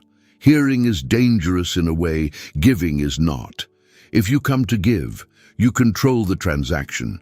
You decide what to bring and how much. If you come to hear, you have no control at all. You do not know what will be said. You might be told something you do not want to know. So, keep thy foot. Notice which posture you are in when you walk into the room. The most religiously active people in any community are frequently the ones who have most successfully arranged never to hear anything. Lesson 37. Let thy words be few. Be not rash with thy mouth, and let not thine heart be hasty to utter anything before God. For God is in heaven, and thou upon earth. Therefore let thy words be few. Ecclesiastes 5:2. Here is his teaching on prayer, and it is the opposite of everything you have been told. Let thy words be few, not pray longer. Not be more eloquent, not really pour it out. Few words, fewer than you are currently using. And the reason he gives is geography. For God is in heaven, and thou upon earth. That is the whole argument. There is a vertical distance in the transaction that you keep forgetting. You are down here, he is up there. And the appropriate speech volume for a creature addressing the Creator across that distance is less than you think. This offends the modern religious ear, trained on intimacy. And intimacy is real. The New Testament will teach you to call him Father, and that is not a contradiction, but he is treating a specific disease, chronic in every generation, talking at God as a way of managing him. Consider what excessive words in prayer are usually doing. They are explaining, contextualizing, making a case. They are, if you listen closely to your own praying, frequently an attempt to inform God of aspects of the situation you are worried he has not fully appreciated. Or they are performing, praying in a way that sounds right, because somewhere in the back of the mind is an audience, even when the room is empty. And then verse 3, a fool's voice is known by multitude of words. There is the sting. You can identify a fool by the word count, not by what he says, by how much of it there is.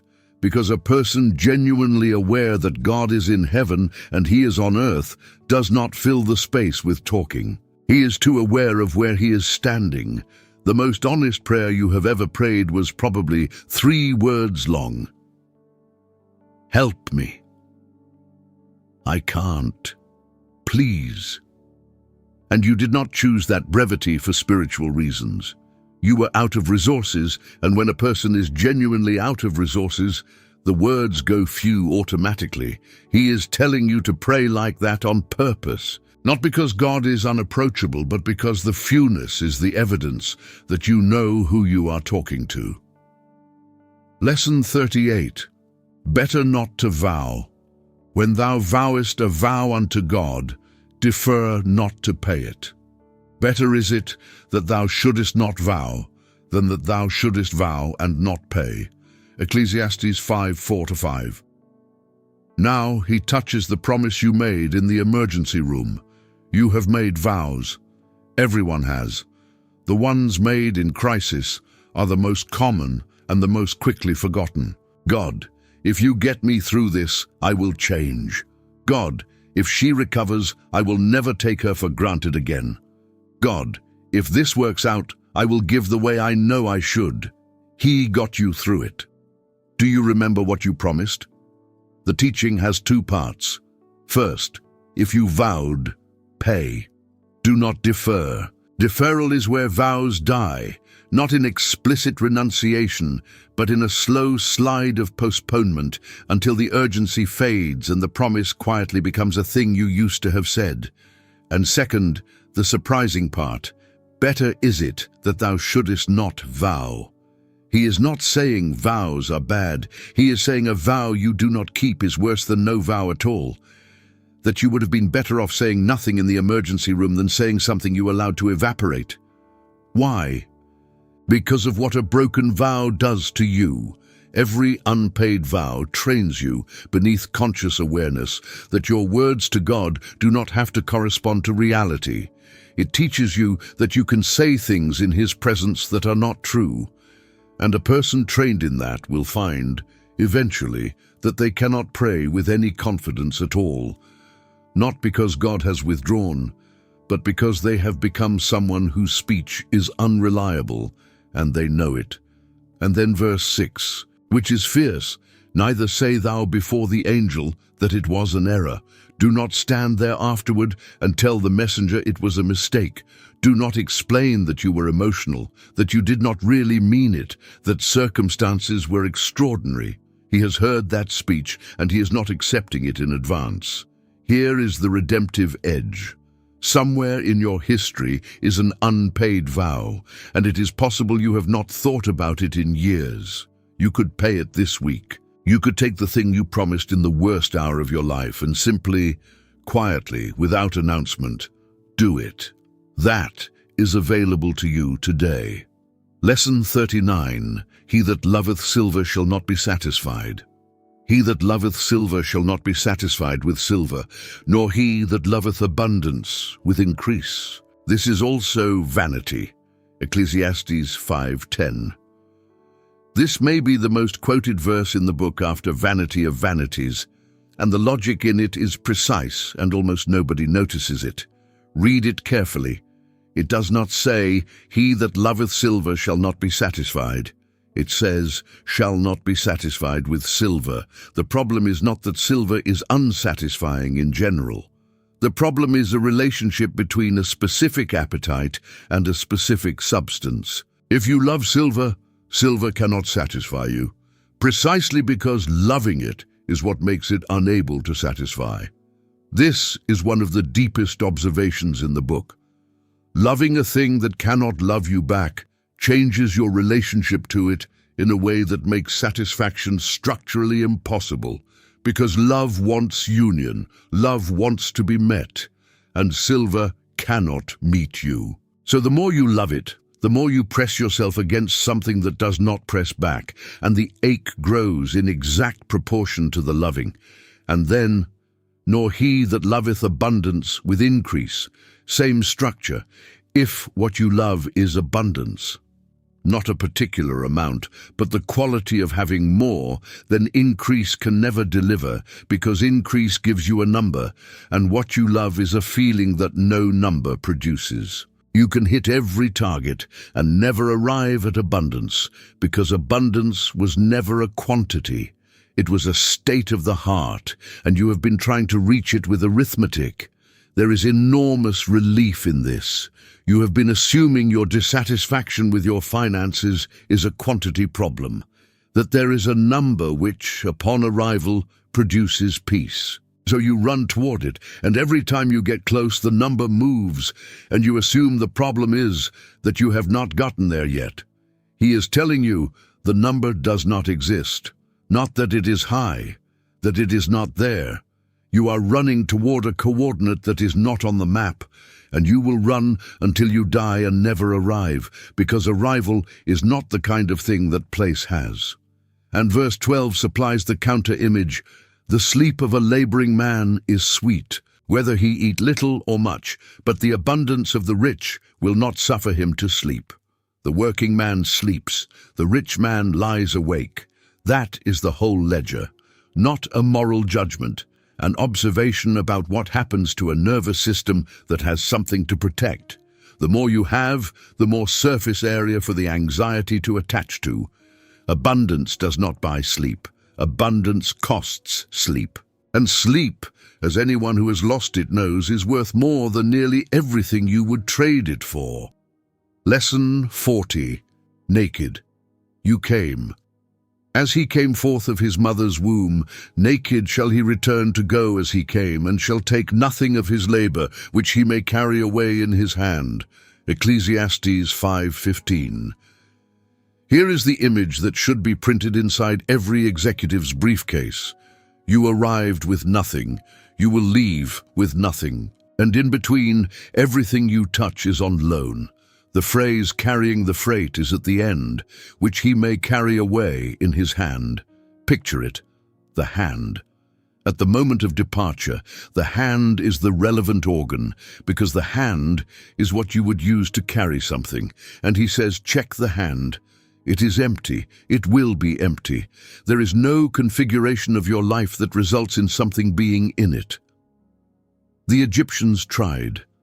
They loaded the tombs, gold, furniture, boats, servants, operating on the theory that with sufficient preparation, the hand could be full on the way out. And the tombs sat for 3,000 years with everything in them, and archaeologists eventually opened them and found every item still there, unused, because the hand is empty, regardless of how much you put beside it. Here is the rebuilding, and it is about work. You do not own your work. You are stewarding it.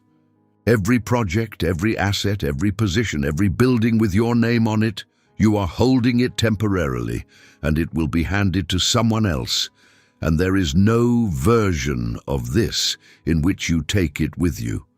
This should change the way you hold it, not the way you do it. He's not telling you to work carelessly. He is telling you to work with an open hand instead of a closed one. Because a closed hand is what people do with property, and an open hand is what people do with a gift they have been allowed to hold for a while.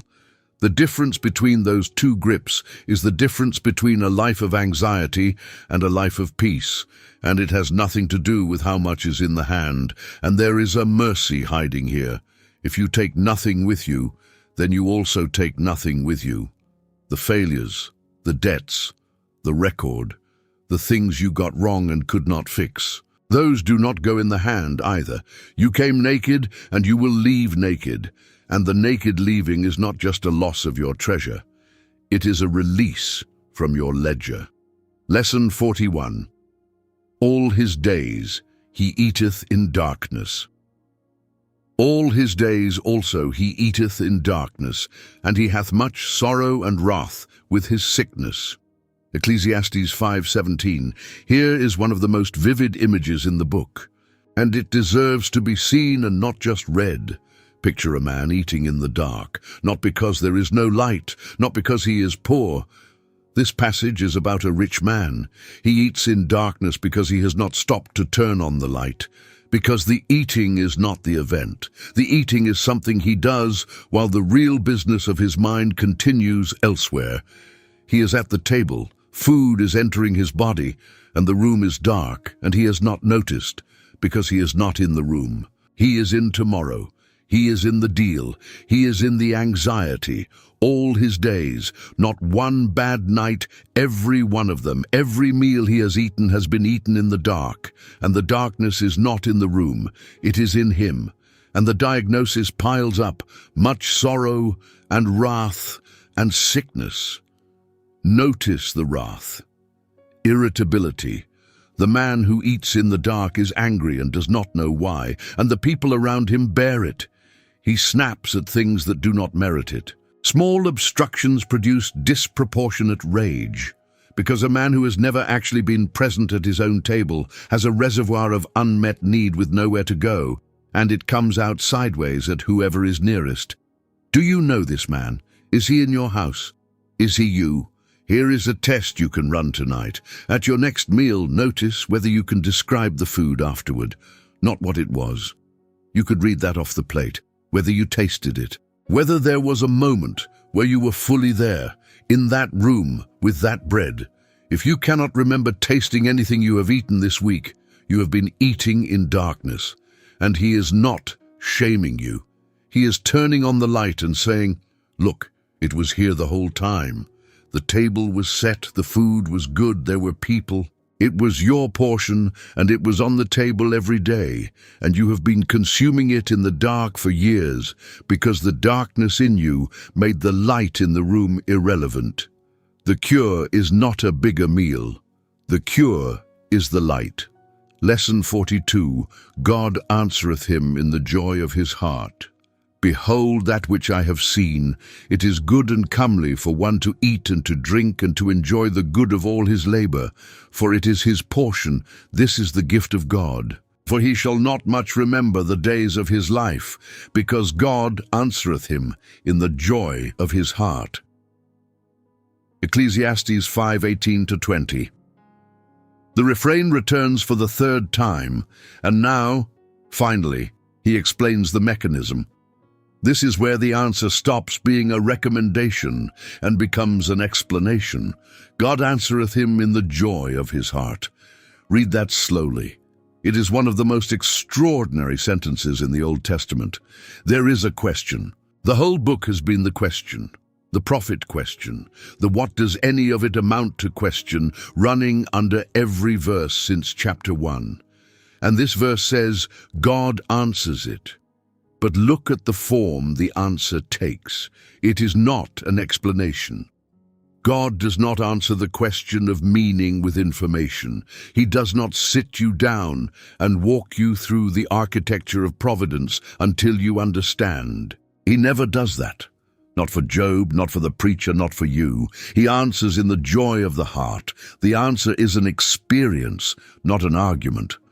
God's response to the crushing question of whether your life amounts to anything is to give you a Tuesday afternoon in which, for no explicable reason, while you are doing something entirely ordinary, something in your chest lifts, and you are, briefly, unaccountably, without any change in your circumstances, glad. That is the answer. That is God answering. And it does not feel like an answer, which is why people miss it their whole lives while waiting for the real one. And then the extraordinary consequence, he shall not much remember the days of his life. The man who is given this does not spend much time reviewing. He is not conducting the audit. He is not lying awake tallying the years, cross-examining his own past for evidence of significance. Why? Not because he has answers, because he is occupied. He is inside his life instead of standing outside it, grading it. That is what the joy does. It does not answer the question intellectually. It dissolves your need to ask it, and that is the closest thing to a solution this book offers to the problem it spent 5 chapters constructing, not a proof. A gift received in the middle of an ordinary day that quiets the accounting. Lesson 43. The man who has everything and cannot eat it. A man to whom God hath given riches, wealth, and honour, so that he wanteth nothing for his soul of all that he desireth. Yet God giveth him not power to eat thereof, but a stranger eateth it. This is vanity, and it is an evil disease. Ecclesiastes 6:2. Now the nightmare that proves the previous lesson, and it is one of the most chilling verses in Scripture. Here is a man who has everything, riches, wealth, honor. And the text is emphatic. He wants for nothing. There is not one thing his soul desires that he does not have. By every measure available to any human observer, this man has arrived. He has completed the game. If you could trade lives with him, you would. And God giveth him not power to eat thereof. He cannot enjoy it. He has it and cannot taste it. He owns it and it does nothing for him. He is standing in the middle of the fully realized fantasy of every person who has ever wanted anything, and it is ashes in his mouth. And notice, this is the terrifying thing, notice who is responsible. God giveth him not power to eat thereof. The capacity to enjoy your own life is not an automatic feature of having a good life. It is a separate gift. It is given distinctly, additionally, and it can be withheld. Understand what this destroys. It destroys the theory you have been operating on, that enjoyment is a function of circumstance, that if you assemble the right conditions, satisfaction follows automatically as an output. He says, no, those are two separate gifts. God gives wealth, and God gives the power to enjoy wealth, and they do not come in the same package, and there are men walking around today with the first and not the second, and they are, in his blunt phrase, suffering from an evil disease. And then the stranger, a stranger eateth it, someone who did not build it, who has no history with it, who does not know what it cost, sits down and enjoys the thing the owner cannot taste. That is the final humiliation of the picture. So what do you do with this? You stop assuming the enjoyment is coming automatically. You stop treating your capacity for joy as a given and start treating it as a gift to be asked for.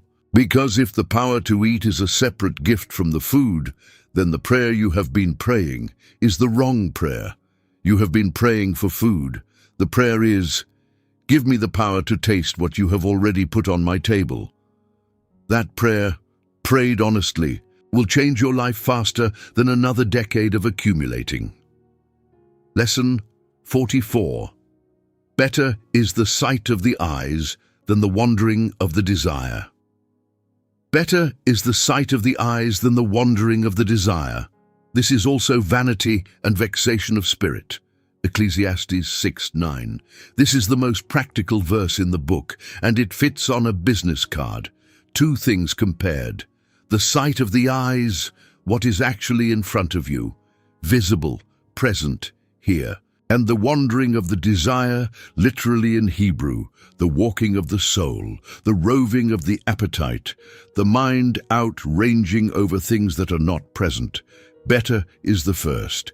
He is completely unambiguous, and this is the disease of the modern person, diagnosed 3,000 years before its worst symptoms appeared.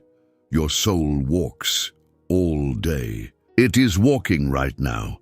That is what the compulsive reach for the phone is, a soul going for a walk because the room it is in is not sufficiently stimulating.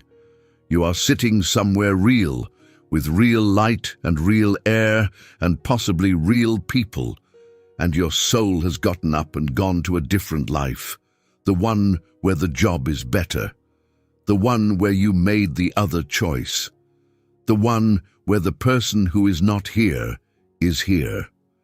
And what does the wandering produce? Vanity and vexation of spirit.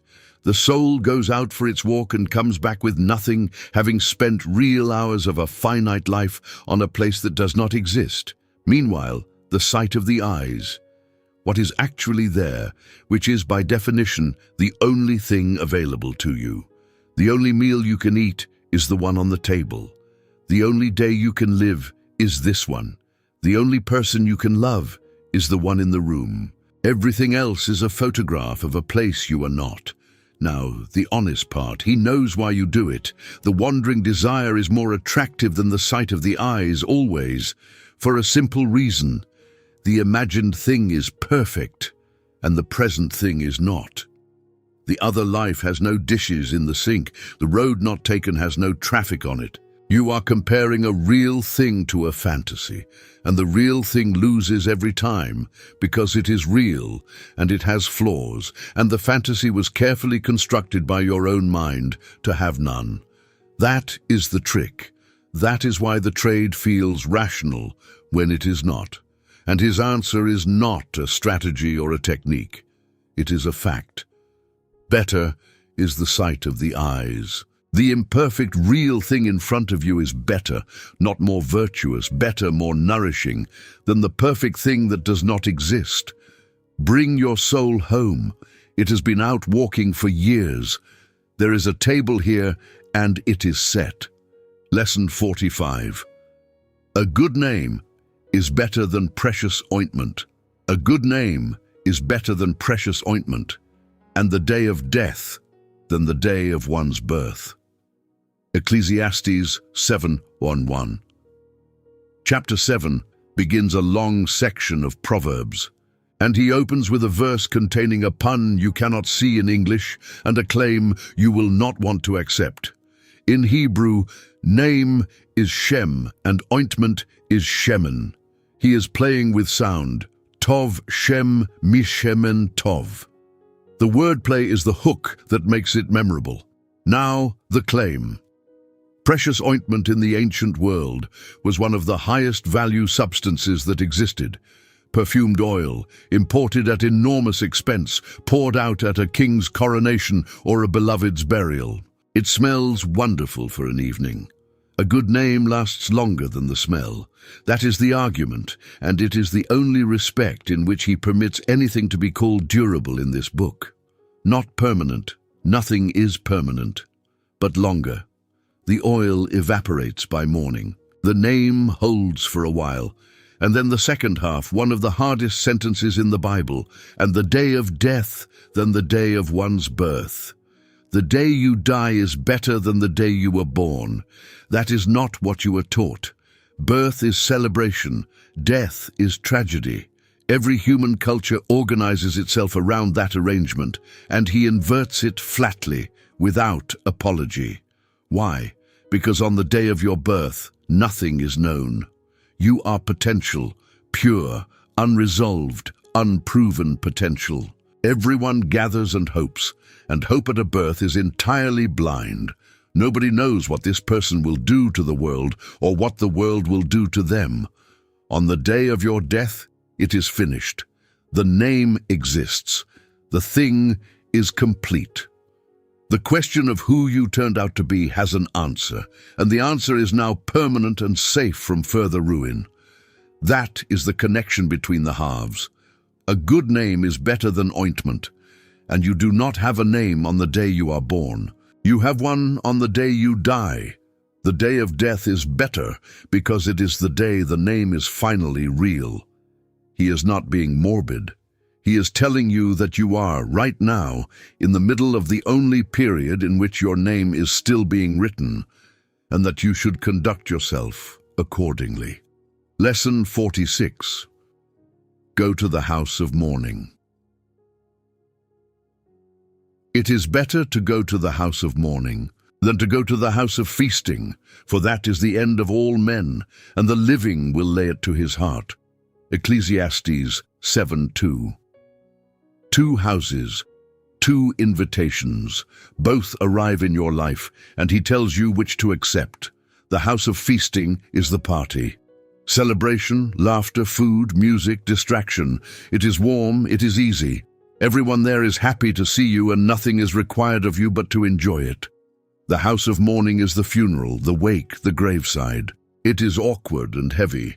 You do not know what to say. And everyone in that room is thinking, whether they admit it or not, about their own version of the same thing. He says, go to the second one, not because grief is virtuous or joy is suspect. This is the same man who has told you 4 times to eat your bread and enjoy your work. He is not against feasting. He is telling you where the information is. For that is the end of all men, and the living will lay it to his heart.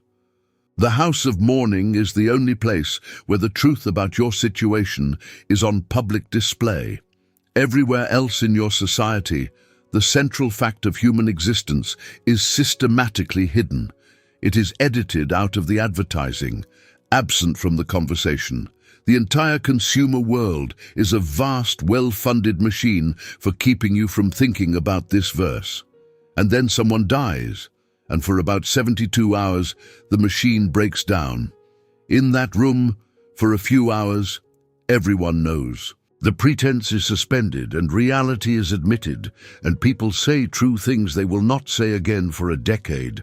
That is why you should go, not to be sad, to see. It is the only room in the culture where the veil is off, and the living will lay it to his heart. The living, that is you. The point of the funeral is not the dead. The dead are past instruction. The funeral is a lesson delivered to the living, and he is telling you to attend it as a student. Everyone who has come out of a funeral and driven home and called someone they had been putting off calling has experienced this verse. The house of mourning corrects your priorities in an afternoon in a way 10 years of feasting never will. Lesson 47. Sorrow is better than laughter. Sorrow is better than laughter, for by the sadness of the countenance the heart is made better. Ecclesiastes 7:3. He doubles down, and the doubling is more radical than the original. Sorrow is better than laughter. Not, sorrow is acceptable. Not, sorrow has its place. Better, and the reason, by the sadness of the countenance the heart is made better. The Hebrew yatav, the same root as the good in good name. Something is improved. The claim is not that sadness is pleasant. Obviously it is not. The claim is that sadness does something to the heart that laughter cannot, and that the something is an improvement. What does it do? It takes you down. Laughter is a surface phenomenon. Genuinely good, genuinely a gift, and it happens on the top layer of a person. It is possible to laugh for years without anything reaching the bottom of you. Sorrow does not have that option. It cannot stay on the surface. It descends down through the layers into the place where you actually live. And there is a second thing. Sorrow strips your pretense in a way nothing else does. When you are laughing, you are still, to some degree, performing. Even genuine laughter has an audience awareness in it. But when you are sitting on the floor of your own grief at 3 in the morning, there is no performance available. There is no one to be for. The self that shows up in that room is the actual self. That is why the heart is made better. Because for the first time in possibly years, you are meeting yourself without the arrangement. Now, I want to be careful, because there is a cruel way to read this verse, and people have used it as a weapon. He is not saying, seek out suffering. He is not saying joy is superficial and pain is holy. He's not blessing depression or telling a person in the dark that they should stay there because it is good for them. He's saying that the sorrow which arrives, unasked, unwanted, resisted, is not wasted. That it is doing something no other tool in your life can do. That when it lifts, and it will, you will not be the person you were before it, and the difference will be an improvement you could not have bought any other way. That is not a reason to want it. It is a reason to survive it. Lesson 48. The heart of the wise is in the house of mourning. The heart of the wise is in the house of mourning, but the heart of fools is in the house of mirth. Ecclesiastes 7:4, same two houses, but this verse is not about which one you go to. It is about where your heart lives. The wise person may be at the party. He may be laughing, having a wonderful time. This is not a man who refuses to attend celebrations, but his heart is not there. Something in him has a permanent residence in the house of mourning. Some part of him never forgets, even in the middle of joy, that this is temporary, that these people are mortal, that this room will be empty someday. And that awareness does not ruin the party.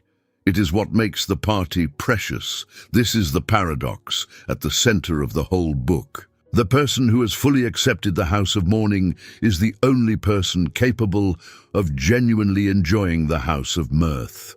Because the fool at the party is not actually enjoying it either. He looks like he is, but the fool's heart is in the house of mirth, which means he is depending on the party. He needs it. He needs the music to keep playing, because when it stops, the thing he has been outrunning catches up. And so his enjoyment is frantic, and it has an edge of desperation on it, and everyone in the room can feel it, even if they cannot name it. He is not enjoying the party, he is using it. The wise man is not using the party. He knows what is coming. He has already sat in the house of mourning and looked directly at it. And so, when the music plays, he is free. Free to actually taste it, to actually love the people there, because he is not asking the evening to save him from anything. That is the whole thing. Awareness of death is what makes life taste like something. Remove it and you do not get more joy. You get frantic pleasure that never satisfies because you are asking it to do a job it cannot do. Every unforgettable moment of your life had this quality. The last day of something. The evening you knew would not repeat. The final conversation with someone you knew was going. The way the colors came up, the way you noticed everything. That was the house of mourning, making the house of mirth taste real. Lesson 49. Better the rebuke of the wise than the song of fools. It is better to hear the rebuke of the wise than for a man to hear the song of fools. For as the crackling of thorns under a pot, so is the laughter of the fool. Ecclesiastes 7, 5-6. The image in verse 6 is one of the best in Scripture, and it requires you to have made a fire. Thorns under a pot. If you have ever started a fire with dry brush, you know exactly what he means. Throw a handful of thorns on the coals, and there is an immediate spectacular response. A burst of flame, loud crackling, a rush of light and heat and noise. It is genuinely impressive for about 11 seconds, and then it is gone. Ash, the pot has not moved a degree, nothing was cooked. All that noise, and the water is exactly as cold as before. That is the laughter of fools. Enormous noise, zero heat transfer, and the Hebrew is doing something you cannot hear in English. Serim, thorns, under a pot. The words are nearly identical. The line crackles when you say it aloud. He built the sound of the fire into the sentence. Now the contrast. Better to hear the rebuke of the wise. A rebuke, the thing you least want to hear, from someone who has earned the right to say it. It produces no crackle. There is no burst of light. It is quiet and uncomfortable, and there is nothing entertaining about it whatsoever. And it cooks the food. That is the comparison. Two inputs. One is delightful and does nothing. The other is unpleasant and actually transfers heat into the thing that needed to change. Now notice something about your own life. You are, right now, in an environment engineered to deliver an unlimited supply of thorn crackle. Every screen you own is optimized for the burst of noise and light that produces no heat. The entire attention economy is a machine for putting thorns under your pot at a rate of roughly 1 every 8 seconds, and the water in you has been cold for years. And the rebuke of the wise is rare, available almost nowhere by default, and you have to go get it. You have to seek out a person who will tell you the truth and then stay in the room while they do. The fire is free. The heat is expensive. Choose accordingly. Lesson 50. Say not, why were the former days better? Say not thou, what is the cause that the former days were better than these? For thou dost not inquire wisely concerning this. Ecclesiastes 7:10. Here is a verse aimed at the disease of a certain age, and it lands with unusual force in this century. Say not thou, why were the former days better than these? Notice the reason he gives. He does not say the former days were not better. He does not argue the history. He says, thou dost not inquire wisely concerning this. The question itself is unwise. You are not asking badly. You are asking a question that cannot be asked well. Why not? First, because the comparison is rigged and you cannot unrig it. You are comparing your memory of the past to your experience of the present, and those are not the same kind of thing. Memory has been edited. It has had the boredom removed, the anxiety removed, the low-grade daily friction removed, because memory does not store those. What survives is the peaks. And you are comparing an edited highlight reel of 1997 to the unedited raw footage of this afternoon. Of course, 1997 wins. It would win even if 1997 were terrible. Second, because you were a different person.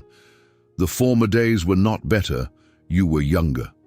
The lightness you are remembering was not a property of the era. It was a property of a person who had not yet been marked by what has happened since. You are not homesick for a decade, you are homesick for a self. And third, the one he would emphasize, because the question is corrosive.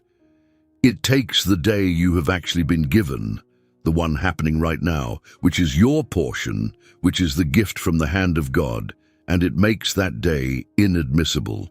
It disqualifies your own life on the grounds that a better version already happened and you missed it. That is why it is not a wise inquiry, not because it is factually wrong, but because it is a machine for making your actual life unavailable to you. There is one day you can live in. It is this one. It has bread on the table and work in front of it and probably a person somewhere nearby. It is not worse than 1997. It is here, which is a category 1997 will never again occupy. Lesson 51, wisdom is a defense and money is a defense. For wisdom is a defense, and money is a defense, but the excellency of knowledge is that wisdom giveth life to them that have it. Ecclesiastes 7:12. This verse is a masterclass in balance, and it will keep you from two opposite errors. Money is a defense. He says it plainly. He is not a romantic about poverty. He does not pretend money is unimportant or that having it makes no difference. The Hebrew is tsel, a shadow, a shade. Money is shade. It is what stands between you and the sun. And that is exactly right. Money does not make you happy. But money means that when the car dies, it is an inconvenience rather than a catastrophe. Money means that when the diagnosis comes, you can get the treatment. Money means the roof gets fixed before the ceiling collapses. Money is shade. It does not change the weather. It stands between you and some of it.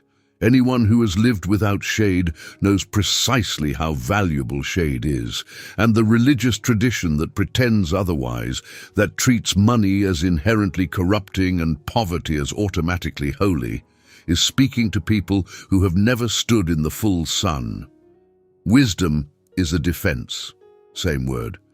Wisdom is shade too. It also stands between you and consequences. The wise man avoids the disaster the fool walks into. He sees the thing coming. He does not take the loan, does not marry the person, does not say the sentence. So both are shade. So far, equivalent, and then the pivot. But the excellency of knowledge is that wisdom giveth life to them that have it. Money gives shade. Wisdom gives shade and life. That is the difference, and it is total.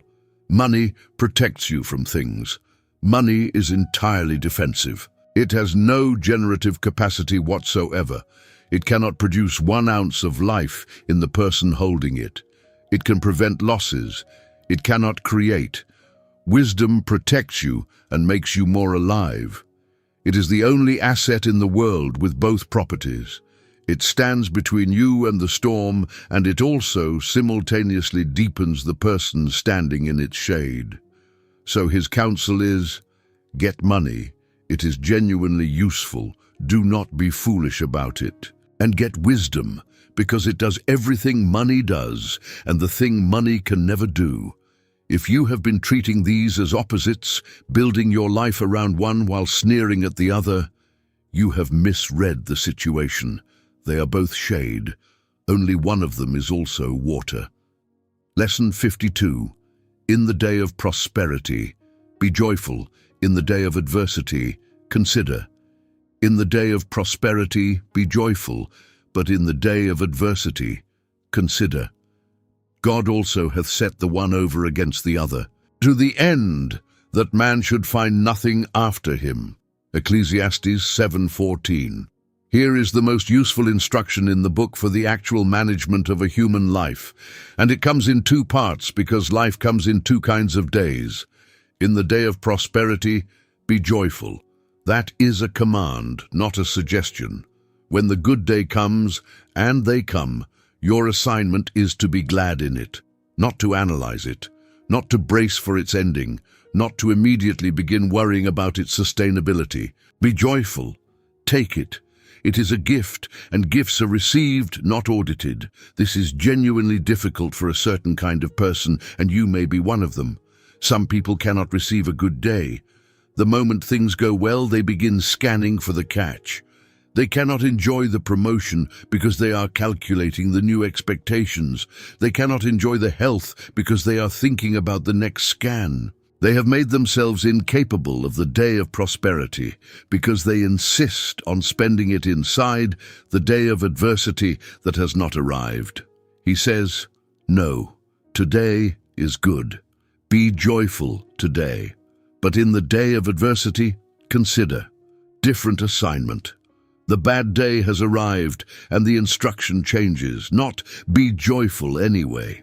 He does not say that.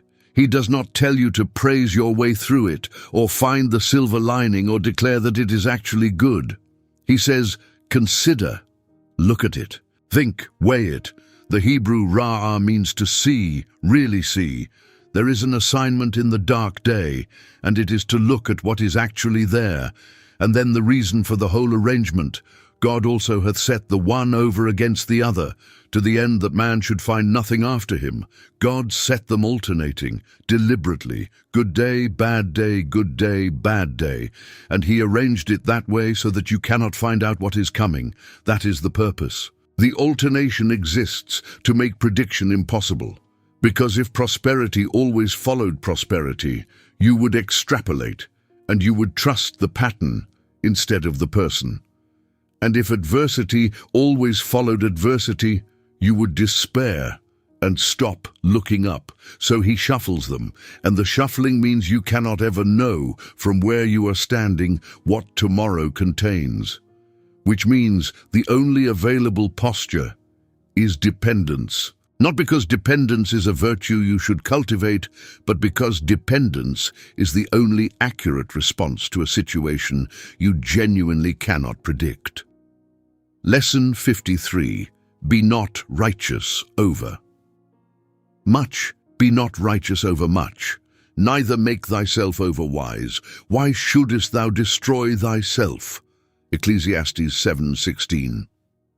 This verse has confused readers for 3,000 years, and it deserves a careful hearing, because misread it is dangerous, and rightly read it may save someone's life. He is not telling you to sin a little.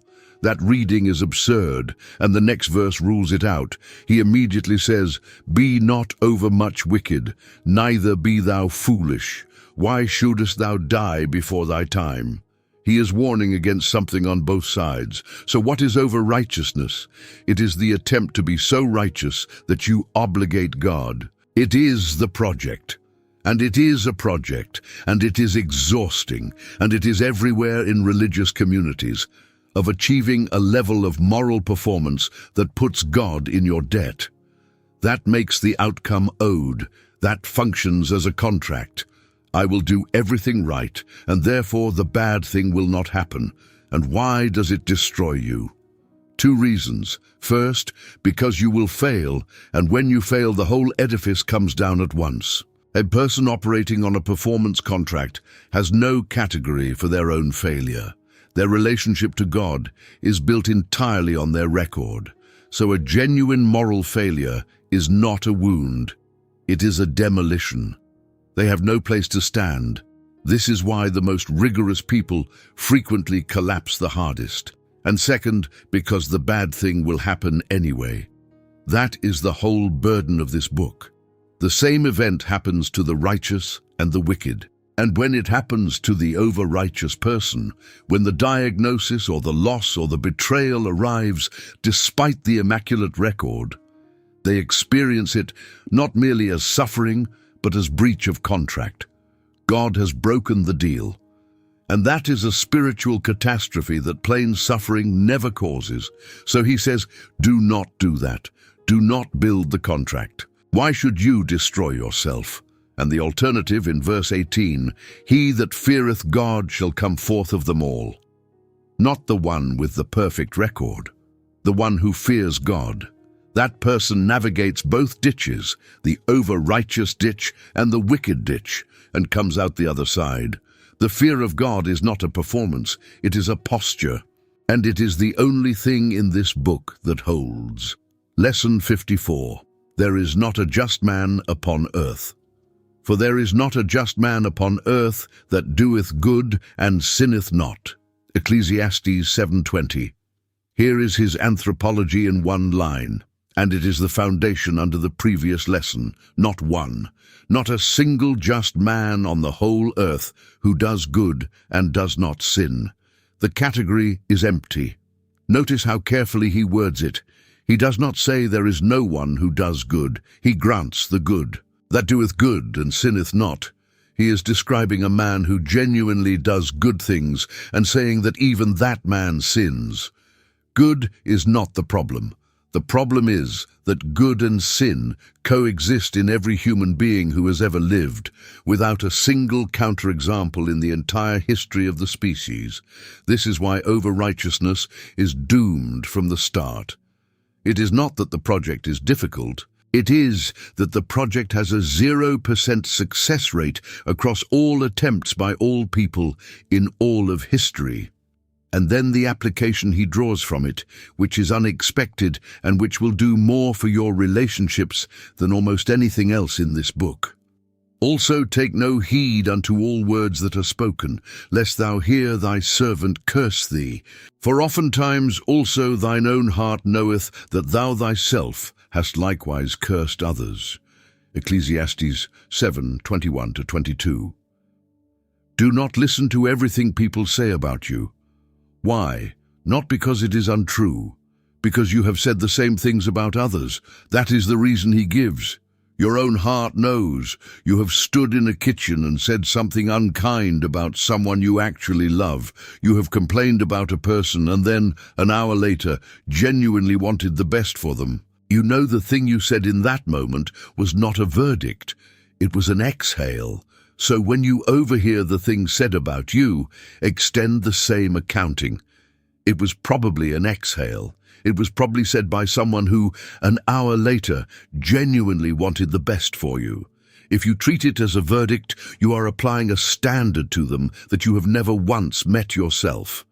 This is one of the most freeing verses in Scripture, and almost nobody knows it is there. You are permitted to not listen. You are permitted to let the overheard remark go unprocessed, not because you are above it, because you are exactly like them. Lesson 55. God made man upright, and he sought out many inventions. Lo, this only have I found, that God hath made man upright, but they have sought out many inventions. Ecclesiastes 7:29. The last verse of chapter 7, and his summary of everything he learned about human nature. Note that he flags it. This only have I found. Out of all the searching, this is what he came back with. 2 facts in tension that explain everything. Fact 1, God hath made man upright. The Hebrew yashar, straight, level, plumb, like a wall built true. Man was made straight. That is the original condition, and he is unequivocal about it. Whatever is wrong with you is not how you were made. The manufacture was sound. There was nothing defective in the design. Fact 2, but they have sought out many inventions. The word is chishevonot, schemes, devices, contrivances. It comes from the root for thinking, reckoning, planning. Man was made straight and has spent his entire history inventing his way crooked. Look at that word, inventions, not accidents, not weaknesses. Inventions. Every crooked thing in the human world is a piece of engineering. Someone thought about it. Someone worked it out. Nobody has ever fallen accidentally into a complex sin. The complex ones require design work, planning, iteration, maintenance. That is his final word on humanity. We are straight-built creatures who are extraordinarily good at inventing curves, and here is why this is strangely one of the more hopeful verses in the book, because it locates the problem in the inventions, not in the manufacture. You are not broken at the foundation. You are a true wall with a great deal of ingenious scaffolding bolted onto you at odd angles, most of which you built yourself over years for reasons that felt necessary at the time. The defenses, the performances, the stories you tell about yourself, the ways you have engineered your life so you never have to be in a certain room or feel a certain thing. Every one of those is an invention. And you are quite proud of some of them because they are honestly rather clever, but underneath all of it, the wall is still plumb. The uprightness is still there, buried, scaffolded over, hard to find, but original and structural and yours. The work of a spiritual life is not construction, it is demolition of the inventions until the straight thing underneath is visible again. Lesson 56. A man's wisdom maketh his face to shine. Who is as the wise man? And who knoweth the interpretation of a thing? A man's wisdom maketh his face to shine, and the boldness of his face shall be changed. Ecclesiastes 8. Here is a verse about what wisdom does to your body, and it is not a metaphor.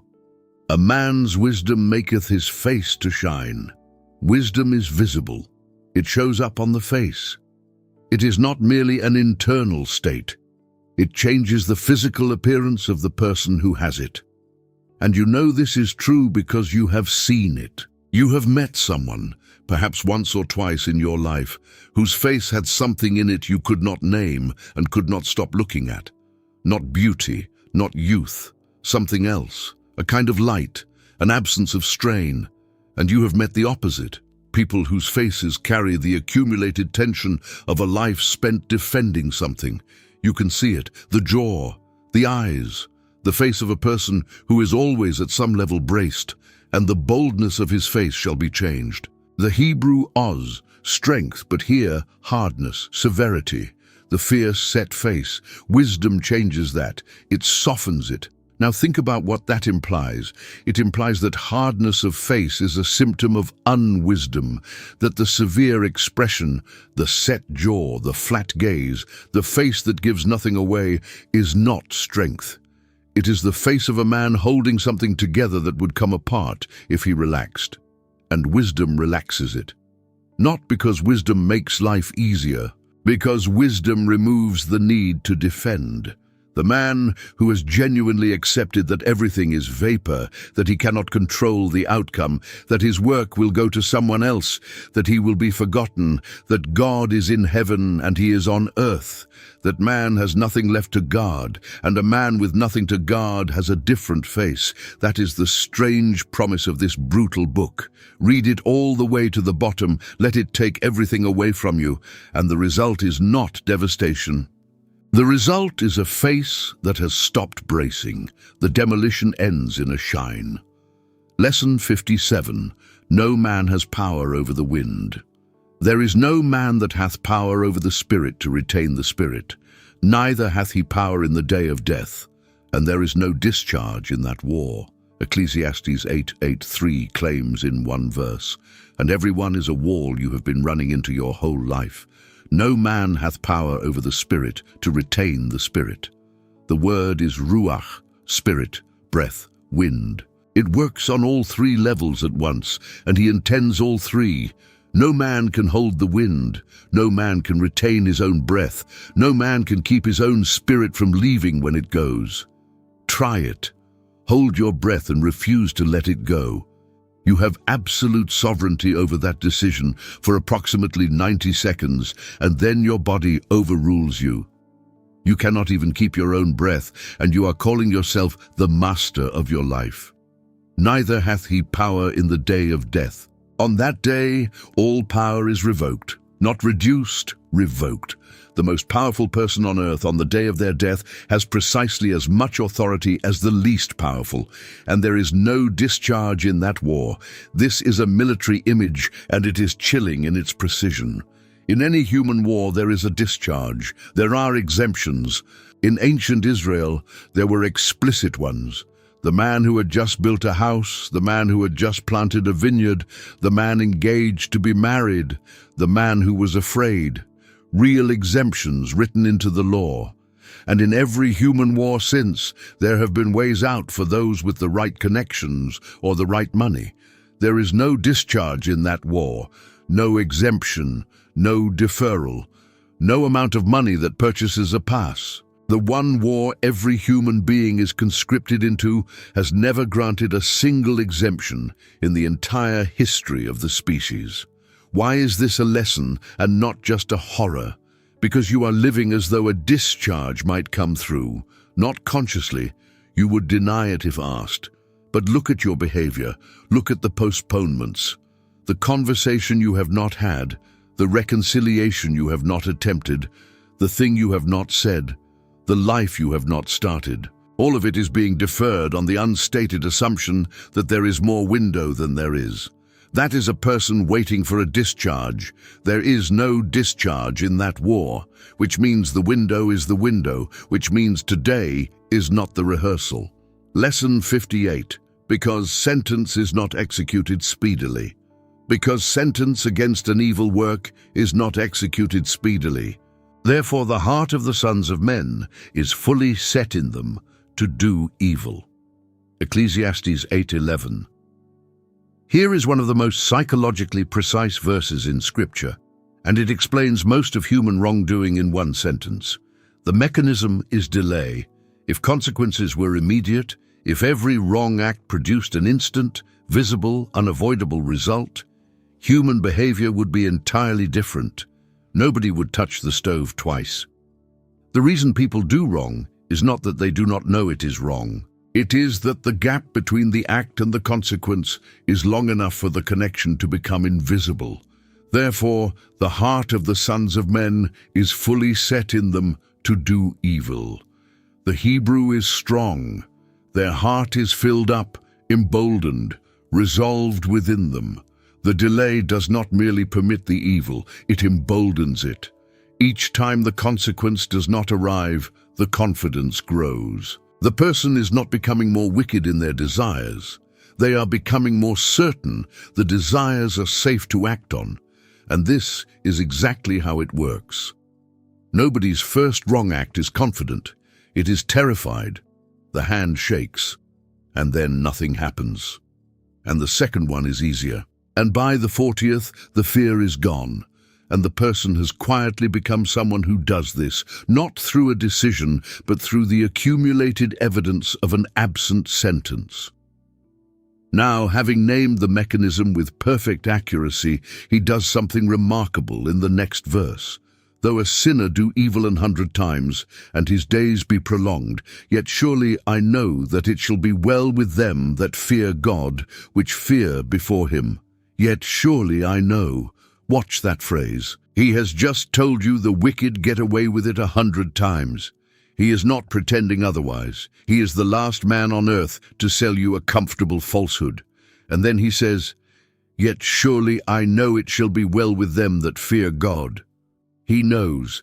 Not, he can prove it. Not, he has observed it. He has observed the opposite and said so out loud. This is not evidence. This is faith stated in the presence of contrary evidence by a man who refuses to lie about the evidence. That is the most honest faith in the Bible. Not faith that ignores the data. Faith that names the data accurately, admits it does not resolve, and holds on anyway. Lesson 59. The righteous get what the wicked deserve. There is a vanity which is done upon the earth, that there be just men unto whom it happeneth according to the work of the wicked. Again, there be wicked men, to whom it happeneth according to the work of the righteous. Ecclesiastes 8:14. Read it slowly, because it is the verse that has broken more faith than any other reality in human experience. There are good people getting what bad people deserve, and there are bad people getting what good people deserve. He is not speaking abstractly. He watched it. He is reporting field observations. There is a just man over here, and what is happening to him is precisely what ought to happen to a wicked man. And there is a wicked man over there, and his life looks exactly like what a righteous man's life is supposed to look like. And he calls this hevel, vapor. Notice, again, what he does not do. He does not explain it. He does not tell you the righteous man has secret sin that justifies it. He does not tell you the wicked man is secretly miserable. He does not tell you it will all come out in the wash by Thursday. He does not offer one of the sentences well-meaning people offer at funerals. He says, this happens, it is upside down, and it is vapor. If you have ever needed a verse, and some of you have needed it for years, this is the verse, because you have watched it. You watched the person who did everything right get destroyed. You watched the person who did everything wrong flourish for decades. And somewhere along the way, somebody who loved you told you that you must have misread the situation, that there must be a reason, that God's ways are higher. And the preacher in your own Bible says, "No, you read it correctly. It is upside down." I saw it too. There is enormous relief in that, because the thing that damages people is not injustice. People can survive injustice. What damages people is injustice, plus being told it is not happening. What breaks a person is watching the world be crooked, while every authority around them insists it is straight. That is not faith. That is a form of madness, and it is imposed on the suffering by people who cannot tolerate the discomfort of an unresolved grievance. Ecclesiastes will not do that to you. It looks at the crooked thing and calls it crooked, and then, only then, having earned the right, it says in the next breath that it shall be well with them that fear God. Not because the crookedness is an illusion, because there is a court above the sun. Lesson 60. Then I commended mirth. Then I commended mirth, because a man hath no better thing under the sun than to eat and to drink and to be merry, for that shall abide with him of his labor the days of his life. Ecclesiastes 8:15. The refrain returns for the fourth time, and notice where it comes.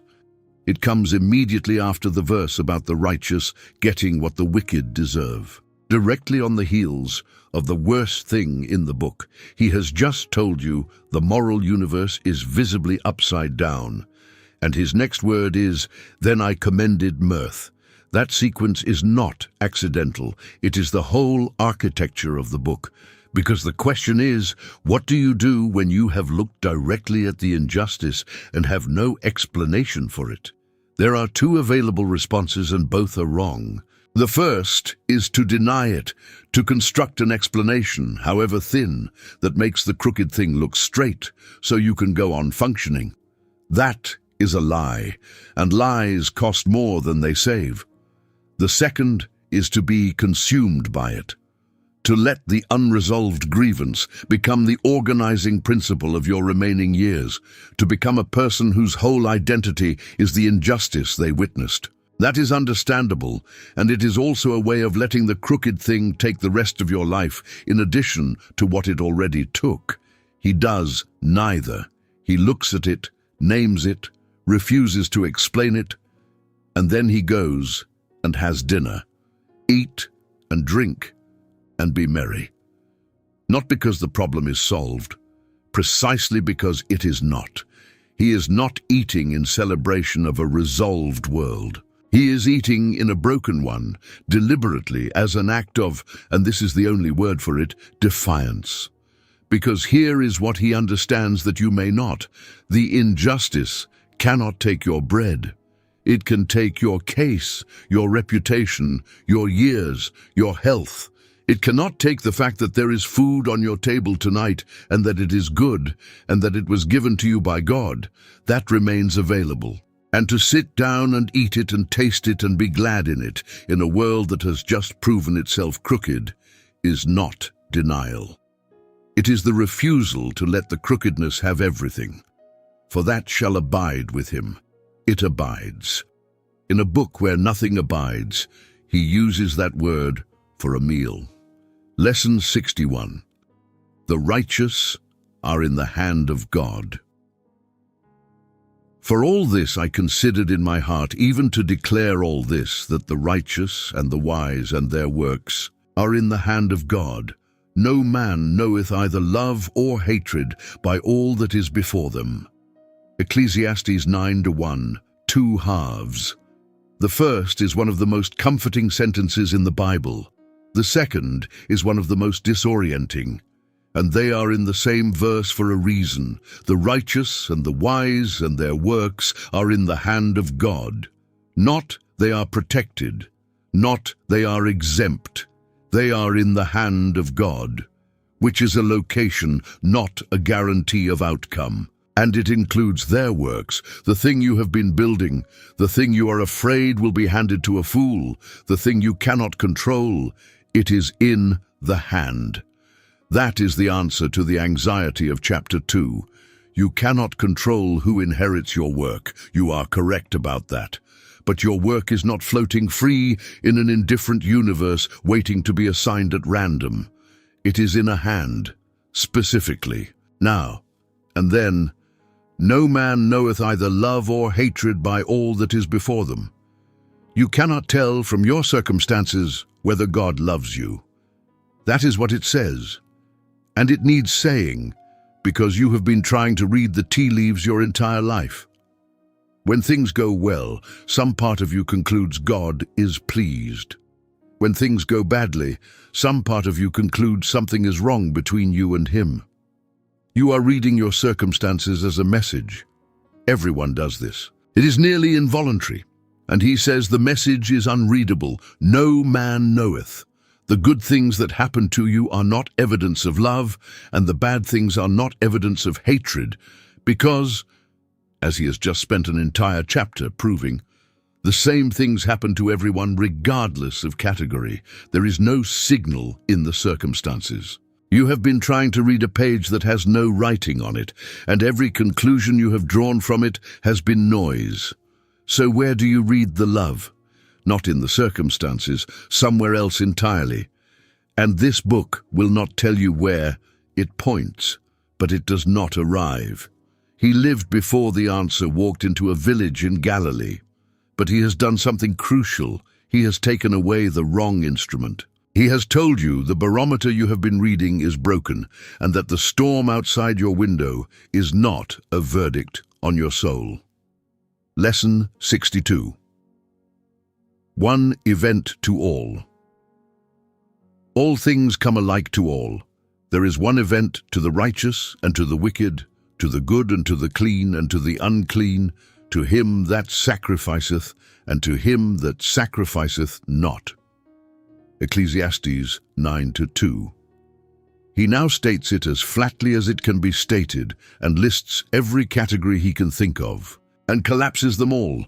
Righteous, wicked, good, clean, unclean, the one who sacrifices, the one who does not, the good, the sinner, the one who swears carelessly, the one who fears an oath. One event. He is being exhaustive on purpose. He is going down the list of every distinction his religious tradition made between people and saying that none of them changes the ending. I want to be careful here because this verse has been used badly. Some read it and conclude, then it does not matter what you do. If the ending is the same, why be righteous? That is not the conclusion, and he has already ruled it out.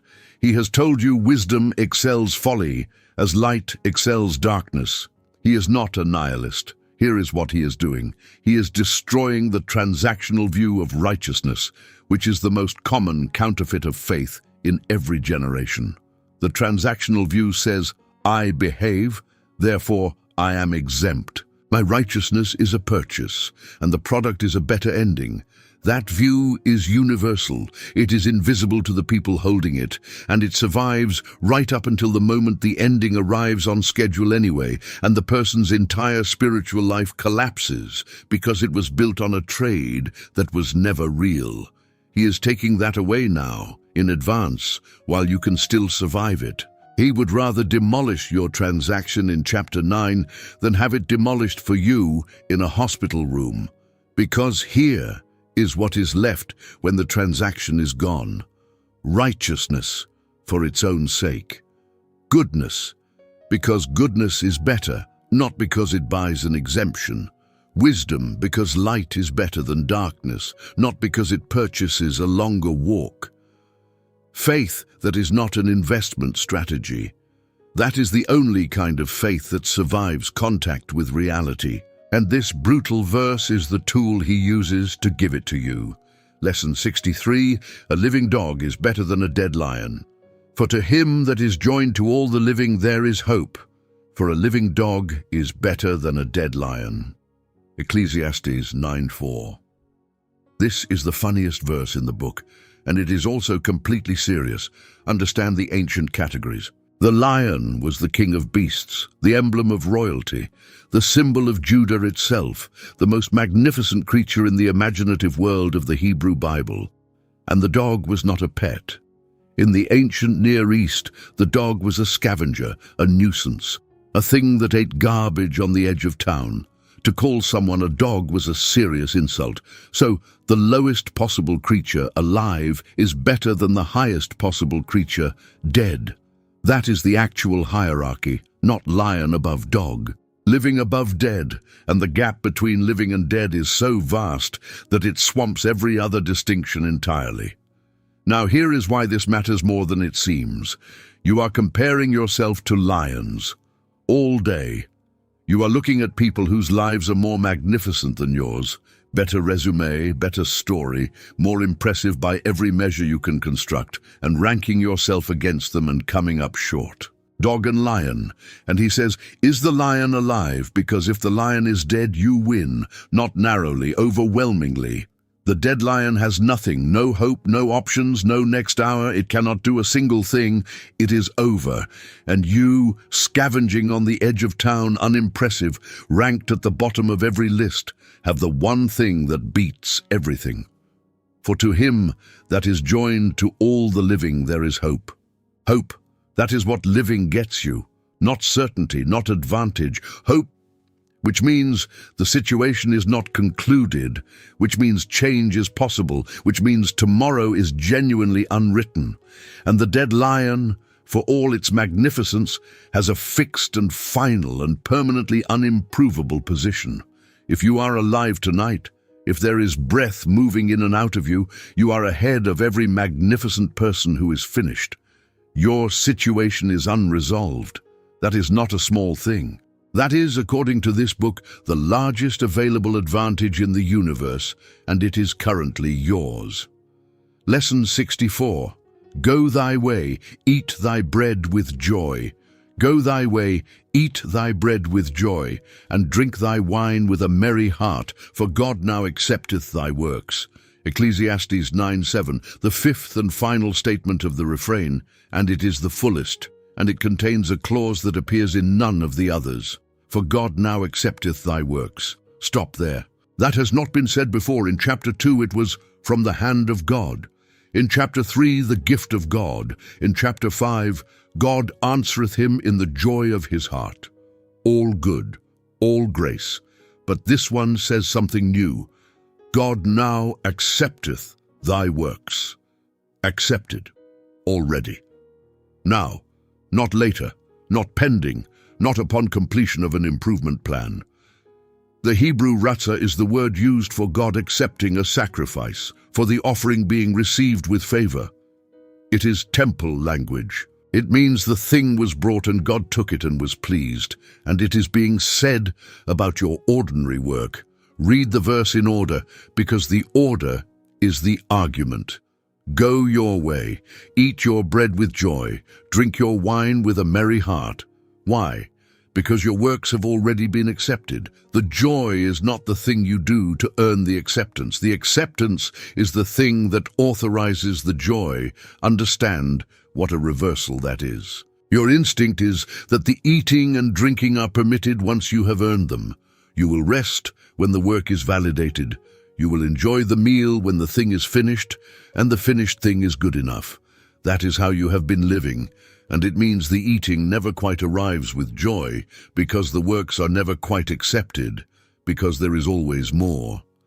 He says, the acceptance already happened. Go eat. And then verse 8, let thy garments be always white, and let thy head lack no ointment.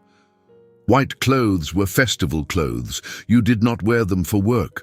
Oil on the head was the mark of a celebration. He is saying, dress for the party. Every day, not on the day the achievement lands. Today. And verse 9, live joyfully with the wife whom thou lovest all the days of the life of thy vanity, for that is thy portion in this life. There is Chelek again. Your portion. And do you see what he has just named as your portion? Not the work, The person, the one who is in the house with you, that is the allotment, not the career which will go to a stranger, the person across the table on this specific vapor day, in this fleeting life. That is the answer to the whole book, and it is sitting in your kitchen. Lesson 65. Whatsoever thy hand findeth to do, whatsoever thy hand findeth to do, do it with thy might. For there is no work, nor device, nor knowledge, nor wisdom, in the grave whither thou goest. Ecclesiastes 9:10. This is the verse that rebuilds work, and it is the most energizing sentence in the book. Look at what it does not say. It does not say, find your calling. It does not say, discover your purpose. It does not say, identify the work that is uniquely significant and worthy of your gifts, and pour yourself into that. Whatsoever thy hand findeth to do, whatever is there, not the meaningful work, the available work, the thing in front of you right now, which may be entirely unglamorous, which may be nothing you would have chosen, which may not appear anywhere in the story you had planned to tell about your life. Do that with your might. And this destroys the modern paralysis, which is one of the most expensive spiritual illnesses of this era. Millions of people are doing nothing with enormous energy because they are waiting for the work that is worthy of them. They will not put their might into the available thing because the available thing is not the significant thing. And they are saving their might for the significant thing, which has been coming for 11 years now. And meanwhile they are not living. They are idling at high RPM in neutral, and it is exhausting, and it produces nothing, and the fool folds his hands and eats his own flesh. He says, the significance is not in the task. It never was. The significance is in the might. Whatever your hand finds, pour yourself into it. That is the entire vocational theology of Ecclesiastes. And the reason he gives is the engine, for there is no work, nor device, nor knowledge, nor wisdom in the grave whither thou goest. There is no work in the grave, which means the ability to work is not a burden you are enduring. It is a window. It is a temporary capacity you currently possess and will not always possess. The hand that finds things to do is going to stop finding things. And on that day, every task you resented will become an ability you no longer have. Ask anyone who has lost the use of their hands what they would give to do the tedious thing they used to complain about. The work is not the sentence. The work is the window. And it is open right now, and you are standing in front of it wondering whether it is worthy of you. Lesson 66. The race is not to the swift. I returned and saw under the sun that the race is not to the swift, nor the battle to the strong, neither yet bread to the wise, nor yet riches to men of understanding, nor yet favor to men of skill, but time and chance happeneth to them all. Ecclesiastes 9:11. This is the most famous verse in the book after the season's poem, and it is one of the most liberating sentences ever written, though almost everyone reads it as a discouragement. 5 categories, 5 things that ought to work and do not reliably work. The race is not to the swift. The fastest runner does not always win. He pulls a hamstring at kilometer 6. The battle is not to the strong. The stronger army does not always win. It rains. Bread is not to the wise. Intelligence does not reliably produce a living. Some of the smartest people you know are broke. Riches are not to men of understanding. Understanding the system does not mean you profit from it. Favor is not to men of skill. The most skilled person in the room is frequently not the one who gets the opportunity. Everyone who has ever worked anywhere knows this, but time and chance happeneth to them all. The Hebrew for chance is pega, an occurrence, an incident, a thing that strikes. And time is et, the same word from the season's poem. So the appointed time and the incident happen to everyone. There is a variable in every human outcome that is not you. Now here is why this is liberation and not despair, and you must get this right or the verse will crush you. If the race were to the swift, strictly, reliably, without exception, then every loss would be a verdict on you. Every failure would mean exactly one thing: you were not fast enough. That is a world in which every person who ever lost is guilty. That is a world of unbearable weight, and it is the world you have been living in because it is the world you were taught. He is telling you the mechanism is not that clean. There is time and chance in every outcome, which means the loss was not necessarily a verdict, which means the failure may not have been about your speed, which means you can put down the case you have been building against yourself for the last 20 years, and it cuts the other way too. And this is the part that keeps you humble. If you won, it was not purely you either. Time and chance happened to you. The rain fell on your side. That should produce two things simultaneously: gratitude and a permanent inability to look down on the person who lost. Lesson 67. The fish in the net and the birds in the snare. For man also knoweth not his time, as the fishes that are taken in an evil net, and as the birds that are caught in the snare, so are the sons of men snared in an evil time, when it falleth suddenly upon them. Ecclesiastes 9:12. He follows the previous verse with an image, and the image is the reason the previous verse is true. Fish in a net, birds in a snare. Think about what a fish knows. A fish, right up until the instant of the net, is having an ordinary day. It is doing exactly what it always does. It is not in distress. It has no warning, no premonition, no sense that this moment is different from the 10,000 identical moments that preceded it. The water looks the same, and then the net. The bird is the same. The bird is going about the business of being a bird. And there is a snare, and the snare was designed specifically to be invisible to a bird, and it works. So are the sons of men snared in an evil time, when it falleth suddenly upon them. You do not know your time, and it is not just about death. It is about any sudden turn, the phone call, the scan, the email, the knock. Every catastrophic day in your life so far started as an ordinary day, and you had no idea. You made coffee. You were annoyed about something trivial, and then the net. Why would he tell you this? What use is it to inform a fish about nets? Here is the use, and it is enormous, because you have been building your peace on the assumption that you would see it coming. That is the unspoken foundation of the anxious life, the belief that vigilance works, that if you scan hard enough, worry thoroughly enough, plan carefully enough, you will detect the net in advance and swim around it. That is what all that worrying has been for. It has been surveillance. And he says, the fish never sees the net, not ever. Not the vigilant fish, not the anxious fish, not the fish that has been scanning the water since it was young. That is what a net is. It is a thing designed to be undetectable until it is closed. So the surveillance is not working. It has never worked. It has not once, in your entire life, given you advance warning of a single real catastrophe. Every actual disaster arrived from a direction you were not looking, and the things you spent years watching for mostly never came, which means you can stop. Not because you are safe, because the watching was never the thing that made you safe, and you have been paying an enormous price for a service that was never rendered. Your safety, if you have any, is in a hand. It has never been in your eyes. Lesson 68.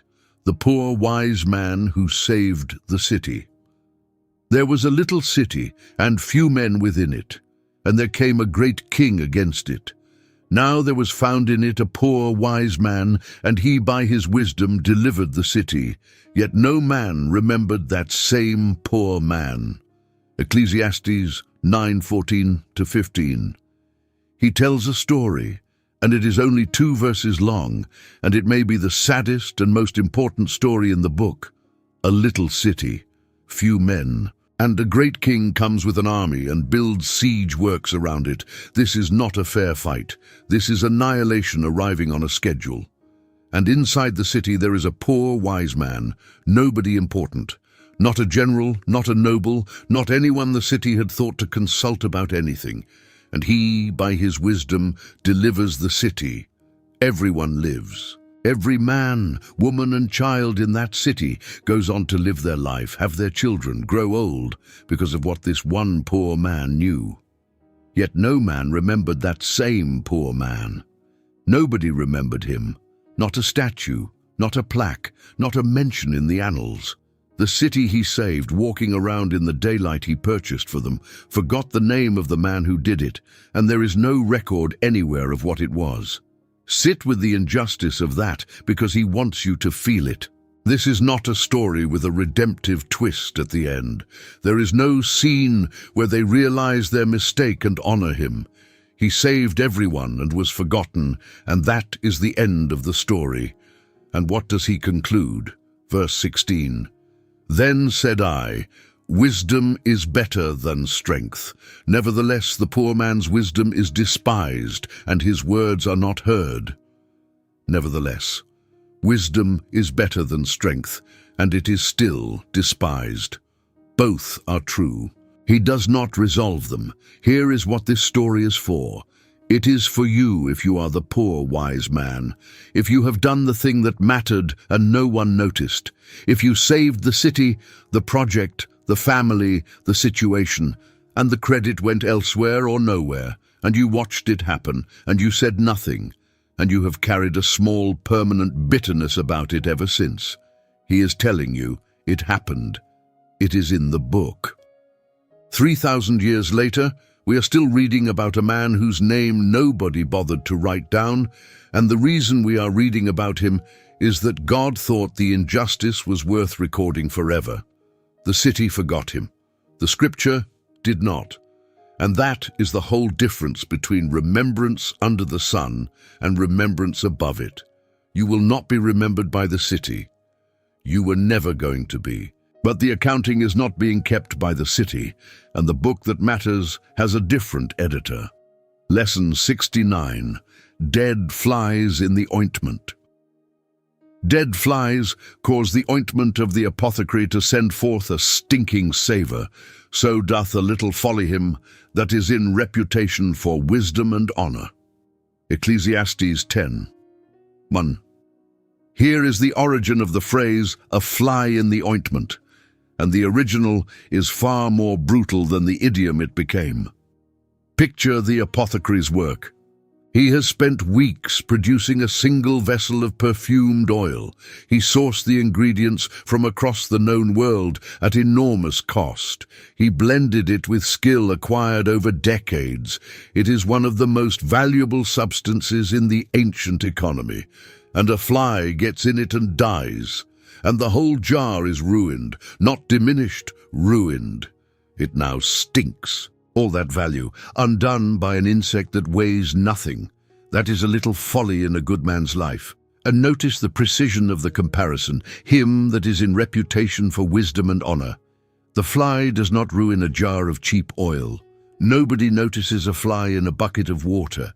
The fly ruins the precious thing. The better the ointment, the more catastrophic the fly, which means this is a verse about people with something to lose. The higher the reputation, the smaller the folly required to destroy it. A foolish man does something foolish and nobody is surprised and nothing changes. A wise man does the same thing and the whole jar stinks. That is not fair. He is not saying it is fair. He is saying it is true, and that you should know it before it happens to you rather than after. And there is a companion truth in the previous verse. One sinner destroyeth much good. One, not an army. It takes years to build and moments to destroy. It takes a city's worth of people cooperating to make something good and one person to bring it down. You have watched this. A decade of trust in a family destroyed by one afternoon. A good organization, built by dozens of people over years, wrecked by a single person who arrived in it. The asymmetry is real, and it is everywhere. Now, why does this belong here after 9 chapters telling you nothing lasts anyway? Because it is the counterweight to a bad conclusion. Someone reading carelessly might think, nothing matters, everything is vapor, therefore my conduct is irrelevant. And he says, no, your conduct is extraordinarily consequential, not because it purchases eternity, but because one fly ruins a jar and you are near jars. You are near other people's ointment right now. The vapor nature of life does not lower the stakes of how you behave today. It concentrates them, because today is all there is, and one fly is all it takes. Lesson 70.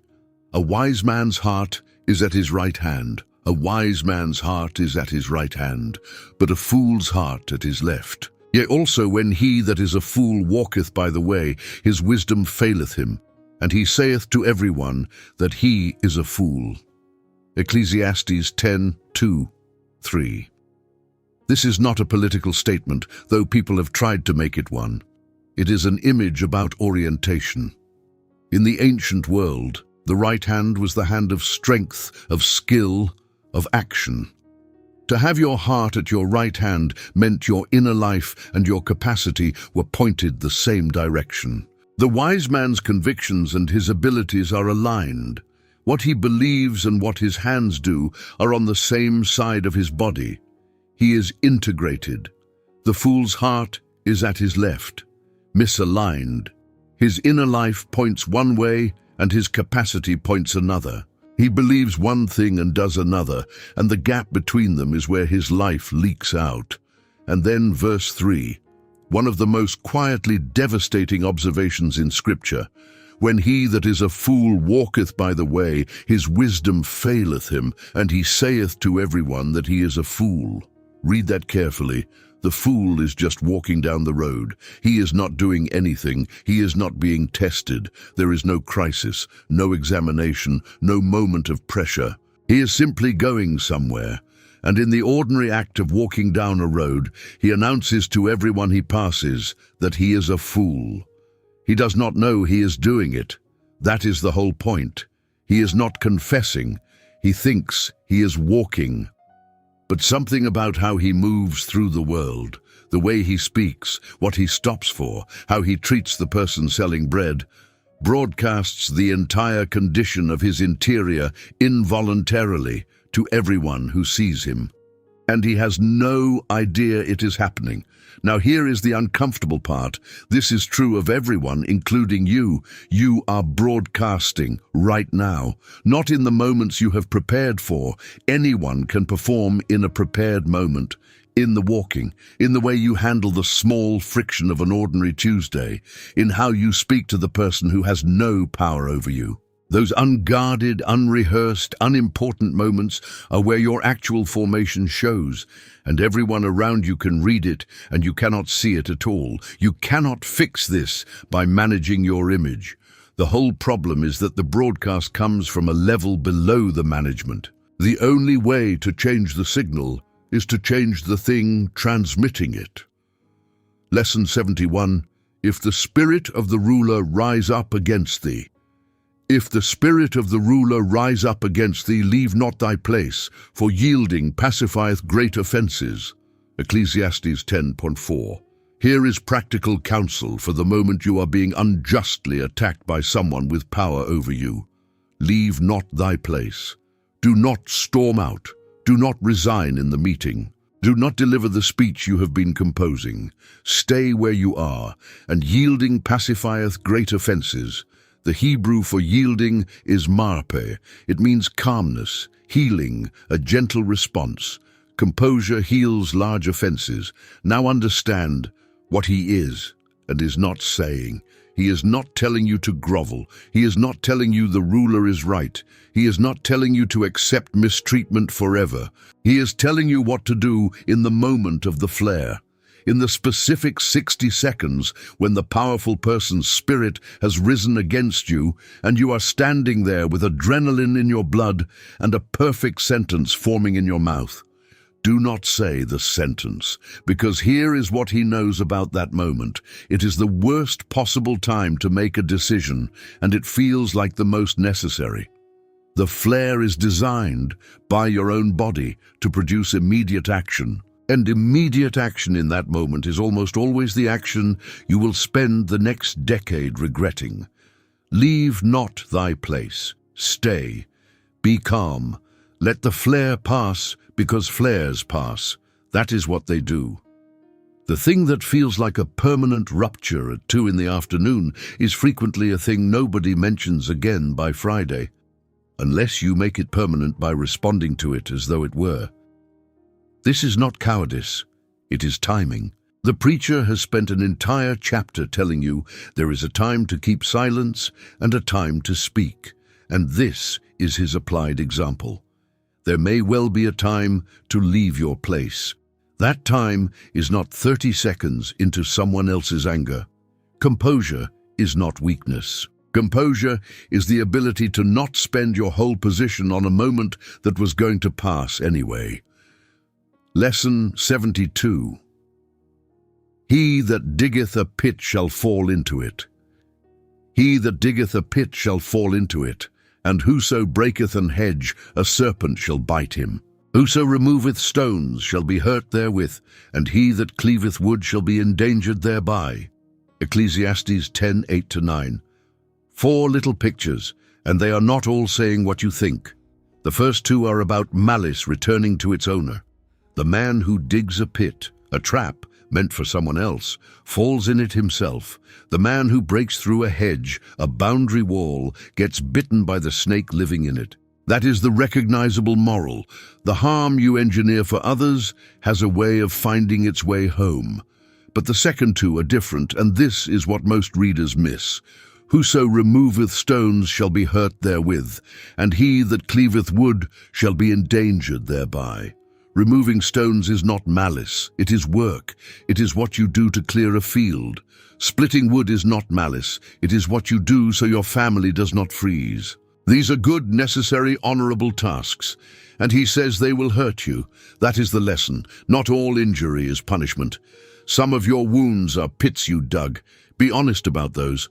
But some of your wounds, possibly most of them, came from the ordinary labor of a decent life. You got hurt clearing the field. You got hurt splitting the wood. The stone rolled onto your foot while you were doing exactly the right thing, and there is no moral to extract, because there is no moral in it. That is what happens to hands that lift stones, and this matters enormously because the human mind cannot tolerate an unexplained wound. So when you get hurt, you go looking for the pit you dug. You audit yourself. You go back through the record trying to find the sin that produced the injury, because a wound with a cause is bearable, and a wound without one is not. Sometimes there is no pit. Sometimes you were splitting wood. He will not let you make every injury into a verdict. Some of your scars are just evidence that you were working. Lesson 73. If the iron be blunt. If the iron be blunt, and he do not whet the edge, then must he put to more strength, but wisdom is profitable to direct. Ecclesiastes 10:10. Here is the most practical verse in the book, and it is a verse about the axe. The iron is blunt, the axe is dull, and the man does not sharpen it, does not stop, does not sit down with the stone, does not take the 20 minutes. And so, he says, he must put to more strength. He has to swing harder. Every stroke for the rest of the day costs him more than it should, and he will get the tree down eventually because he is strong and stubborn, and he will be destroyed by the effort, and the whole thing was avoidable. That is your life, and you know it. You have a dull axe somewhere. You know where it is. There is a process in your work you have never fixed, and every week you pay for it with brute effort. There is a conversation you have not had, so every interaction with that person costs you triple. There is a system you have never set up, a skill you never learned, a boundary you never drew, and you have compensated for years with more strength.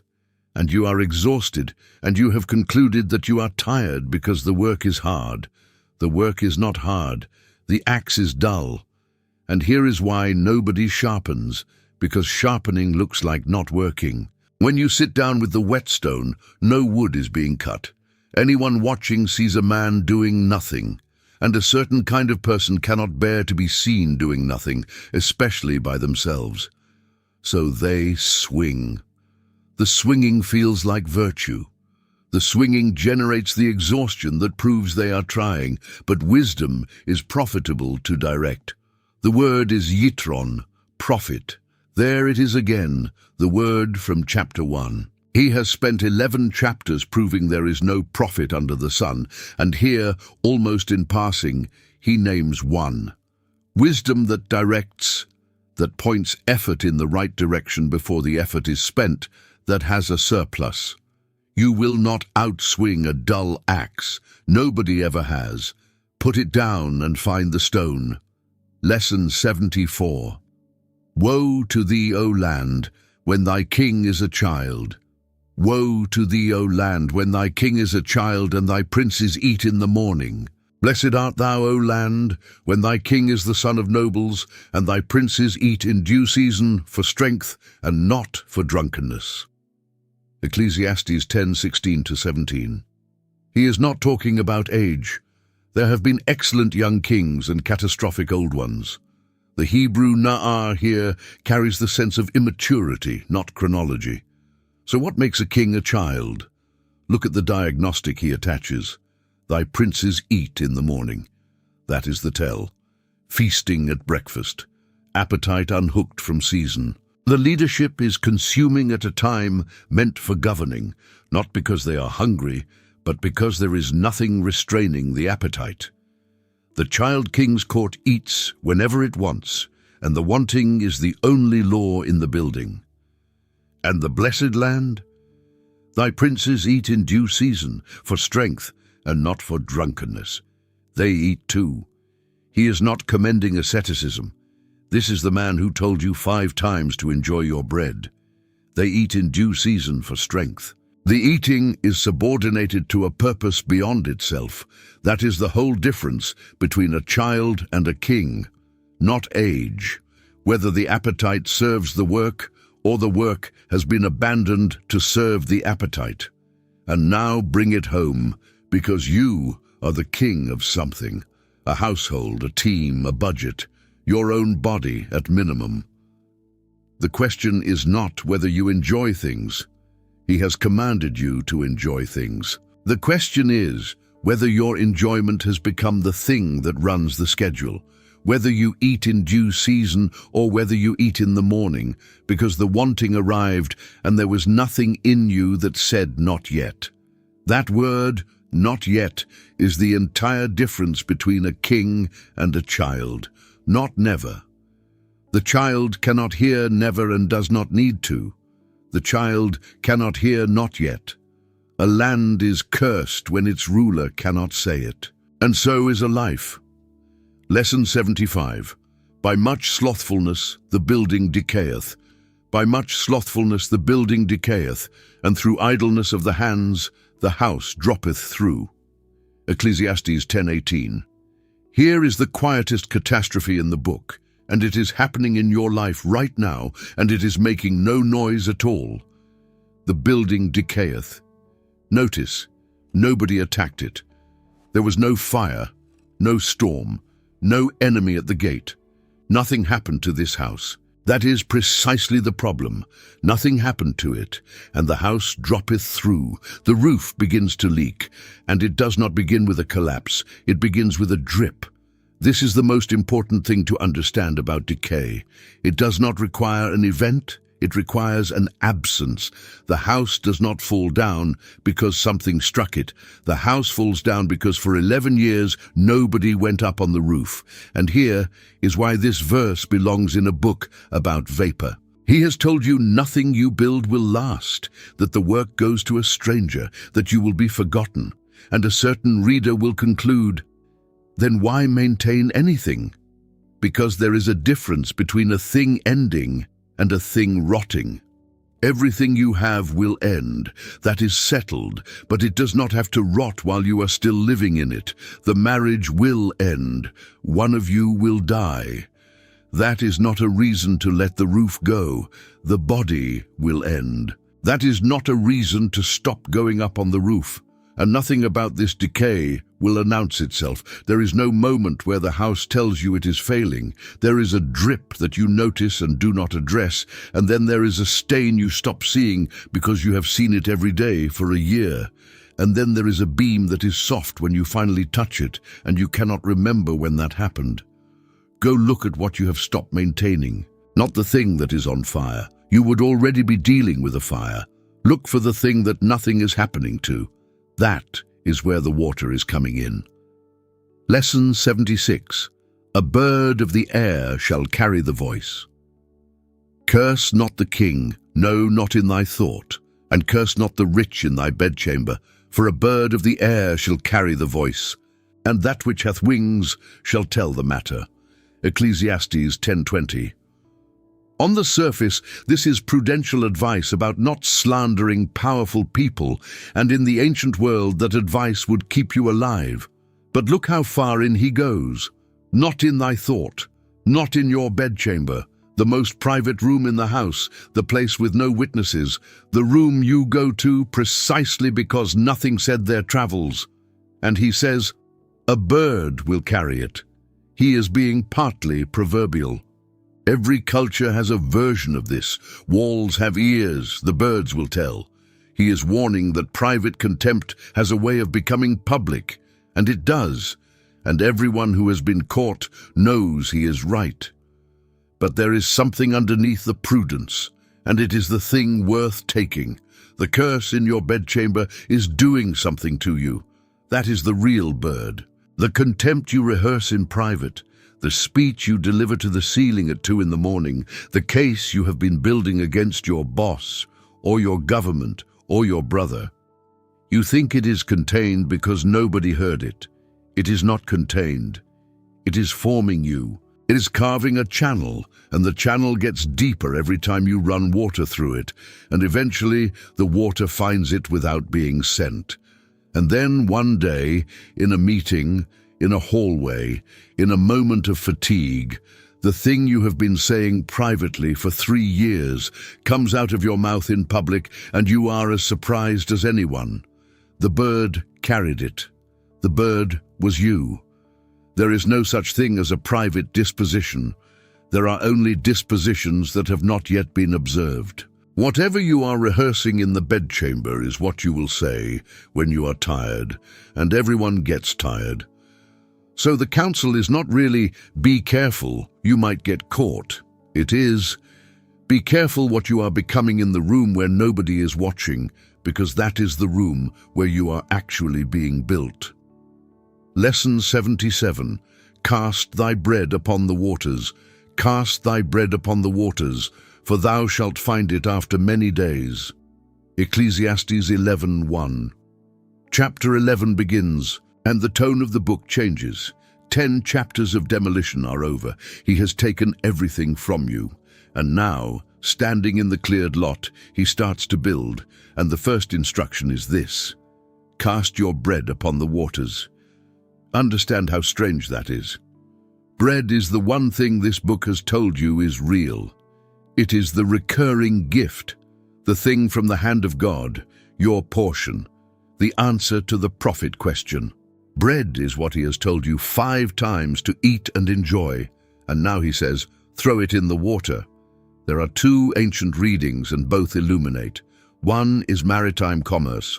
Send your grain out on ships across the sea, on a venture you cannot supervise, to markets you cannot see and wait. It will come back, not tomorrow, after many days. The other is agricultural, the flooded Nile, where grain was scattered across receding waters onto ground you could not see, and months later it came up. Either way, the instruction is identical. Release something valuable into a medium you do not control, on a timeline you do not set, for a return you cannot verify. That is the definition of generosity and also of faith, and he is being deliberate about the overlap. Because here is what this verse is doing after 10 chapters of vapor. He has proven you control nothing. He has proven the sea is not full, that you take nothing in your hand, that the work goes to a stranger, that time and chance strike everyone. And the natural conclusion of all that is, hold on tightly. If the world is that unstable, close your fist. And he says the exact opposite. Given that you control nothing, throw your bread in the water, because the closed fist does not actually protect you. It never has. The man who held on tightest lost it all anyway, and did not even enjoy it while he had it. The vapor nature of everything is not an argument for hoarding. It is the strongest argument against hoarding that exists, because hoarding only makes sense in a world where things can be kept, and you do not live in that world. You cannot keep your bread. You can only eat it or throw it. And he who tried keeping it at a scale you cannot imagine is telling you to throw it. Thou shalt find it after many days, not you will get it back. You will find it, which is a different verb, and it implies surprise. Lesson 78. Give a portion to 7, and also to 8. Give a portion to 7, and also to 8, for thou knowest not what evil shall be upon the earth. Ecclesiastes 11:2.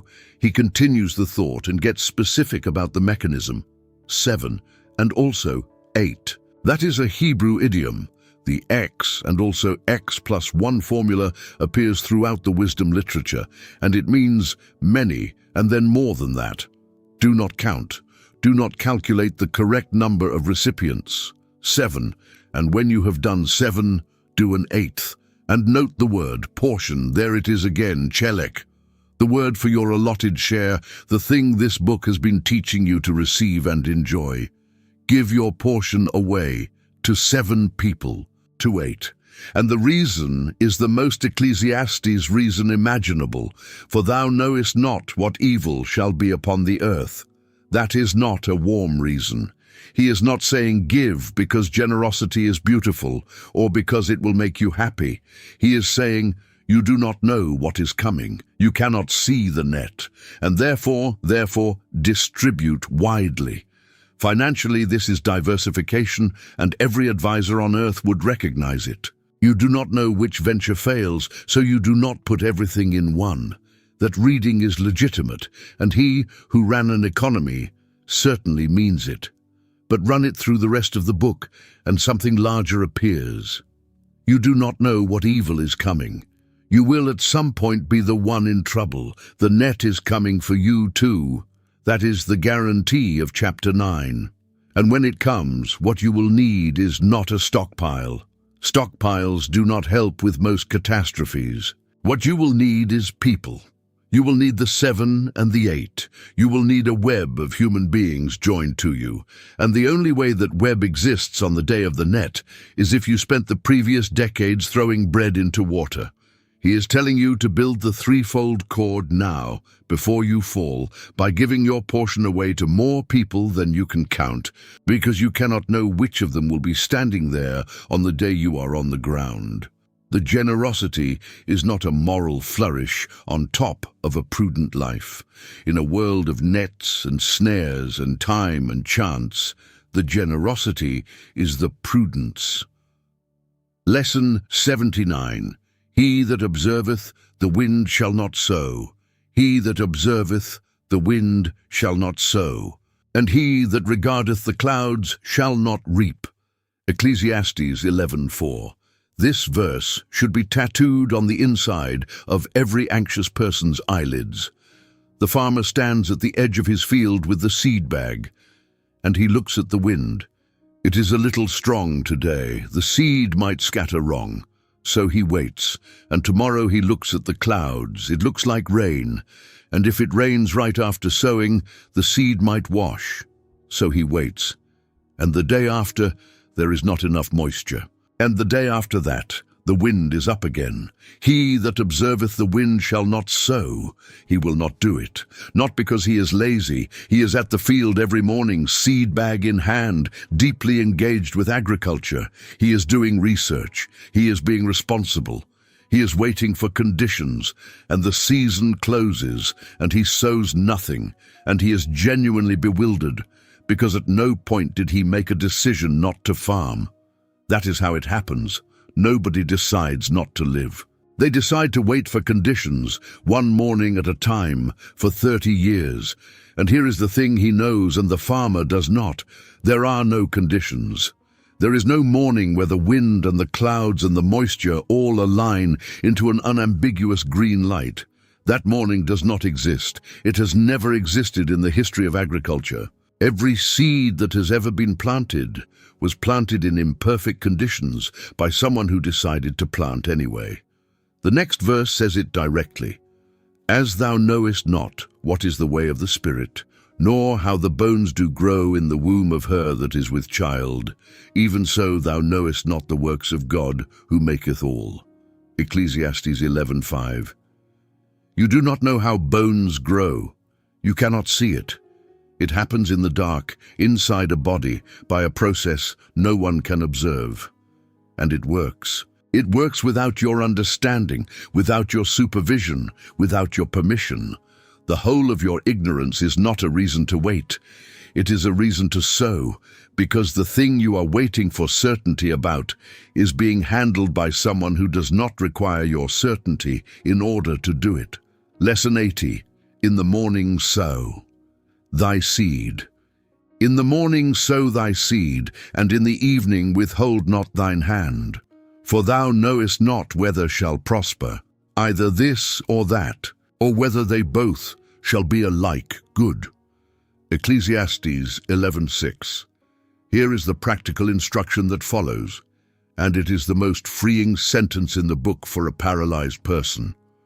Sow in the morning, sow again in the evening. You do not know which one takes. Notice this is not a strategy for certainty. It is not.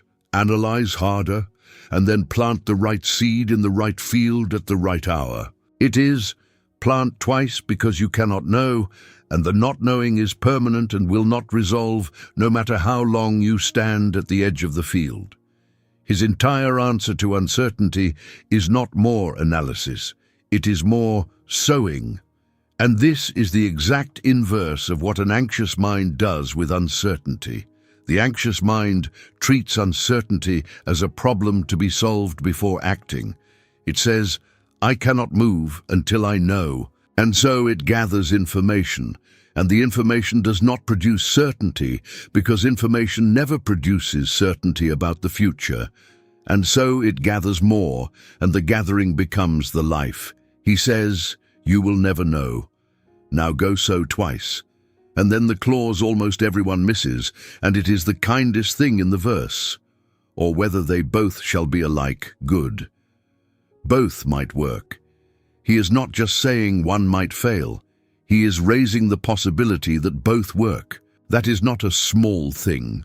The person paralyzed at the edge of the field has been assuming that one choice is right, and the others are wrong, and that choosing wrong is a catastrophe. He is allowing that you might sow in the morning and in the evening and get two harvests. That possibility has never entered the mind of the person observing the wind. They have been so focused on avoiding the wrong one that they never considered a world in which they were permitted to do several things, and several of them worked. Put your hand in the bag. Throw. Do it again tonight. Lesson 81. Truly, the light is sweet. Truly the light is sweet, and a pleasant thing it is for the eyes to behold the sun. Ecclesiastes 11:7, after 10 chapters of under the sun used as a verdict. Under the sun there is no profit. Under the sun all is vapor. He looks at the sun one more time, and he says it is sweet. Truly the light is sweet. The Hebrew matok, the word for honey. Light tastes like honey. And a pleasant thing it is for the eyes to behold the sun. The eye, the organ he told you in chapter 1 could never be satisfied, the unfillable opening. That same eye, looking at that same sun. And it is good. Nothing has changed. He has not discovered new evidence. The sun is still running its exhausting circuit to nowhere. The rivers are still filling a sea that will not rise. Everything he said in chapter 1 is still true, and he has not retracted one syllable, and it is sweet. That is the whole achievement of this book, in one verse. Not that the vapor stopped being vapor. That a man who saw the vapor more clearly than anyone who ever lived could still stand in the morning light and find it sweet. This is the difference between the preacher and every cynic who has ever quoted him. The cynic sees the vapor and concludes, therefore nothing is worth loving. He sees the vapor and concludes, therefore love it now, because it is honey and it is passing. And both are true at once, and neither cancels the other. You have been waiting for the vapor to resolve before you allow yourself to enjoy anything.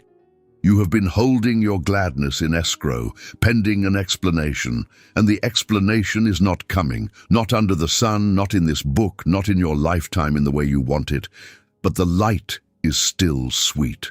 It came in your window this morning and it was honey and you were thinking about something else. Lesson 82, let him remember the days of darkness. But if a man live many years and rejoice in them all, yet let him remember the days of darkness, for they shall be many. All that cometh is vanity. Ecclesiastes 11:8. 2 instructions in one verse, and they are given together, and neither cancels the other. Rejoice in them all. Many years, rejoice in all of them. Not some, not the good ones. All, yet let him remember the days of darkness, for they shall be many. Rejoice and remember, both at the same time. That is the instruction. And you will notice this is exactly what the fool cannot do and exactly what the cynic cannot do, and they fail in opposite directions. The fool rejoices and does not remember. He is at the party with his whole heart in it, and the darkness is a thing he has decided not to think about, and so his joy has that frantic quality, the crackling of thorns, enormous noise, and no heat. He is not rejoicing, he is outrunning. The cynic remembers and does not rejoice. He has looked at the days of darkness and concluded that the light is therefore a lie, and he sits at the party with his arms folded, congratulating himself on his clear sight, and he's missing the honey, while explaining to everyone that honey does not last. Both of them have taken half the verse, both of them are wrong, and both are, in their own way, protecting themselves from something. And the preacher does the thing neither can do. He holds both. He remembers the days of darkness. They shall be many, he says, and he is not softening it, and he rejoices in all the years anyway. That is not a compromise between joy and honesty. That is what joy looks like when it has stopped lying. All that cometh is vanity. Everything arriving is vapor. The joy is vapor. The darkness is vapor. They are made of the same material, and the darkness is not more real than the light just because it is heavier. That is worth sitting with if you are someone who has quietly come to believe that the sad things are the true things and the good things are the illusion. They are the same substance. You have simply been treating one as evidence and the other as decoration. Lesson 83. Rejoice, O young man, in thy youth. Rejoice, O young man, in thy youth, and let thy heart cheer thee in the days of thy youth, and walk in the ways of thine heart, and in the sight of thine eyes. But know thou that for all these things God will bring thee into judgment. Ecclesiastes 11:9. This verse has been misread in both directions for 3,000 years, and it must be read exactly as written. Half the readers see the first clause and call it permission. Walk in the ways of thine heart. Follow your heart. Do what you want. Youth is for pleasure. And half see the last clause and call it a trap. God will bring thee into judgment. The whole thing was a setup. The joy was bait. Here comes the hammer. Both are wrong, and the wrongness is instructive. Look at the imperatives. Rejoice. That is a command. It is in the same grammatical mood as thou shalt not steal. He is not permitting joy grudgingly. He is commanding it. A young person who refuses to rejoice in their youth is disobeying this verse. and walk in the ways of thine heart, and in the sight of thine eyes. This is the same man who, in chapter 6, told you the wandering of the desire was vanity, and the sight of the eyes was better. He is not contradicting himself. He is consistent. Go where your actual heart goes, look at what is actually in front of you, live in the real world rather than the imagined one. And then, but know thou, that for all these things God will bring thee into judgment. That is not a threat appended to the joy. It is the reason the joy is serious. Understand what judgment means here. It means your life is weighable. It means the years are not vapor in the sense of being irrelevant. They are vapor in the sense of being unholdable, but they will be looked at. Someone is going to open the ledger. And that means your youth is not a throwaway period before the real thing starts. It is on the record, so rejoice and know it counts, both. The accountability is not the opposite of the joy. It is what makes the joy weigh something. A life nobody will ever look at is not free, it is meaningless. The judgment is what makes the rejoicing matter. And then verse 10, tender in a way this book rarely permits itself. Therefore remove sorrow from thy heart, and put away evil from thy flesh, for childhood and youth are vanity. Remove sorrow from thy heart. Put it down. He is not saying you have no reason for it. He is saying it is vapor, all of it, including the sorrow, including the thing you have been carrying. It is breath on a cold morning, and so is the sweetness, and you get to choose which one you spend the morning holding. Lesson 84.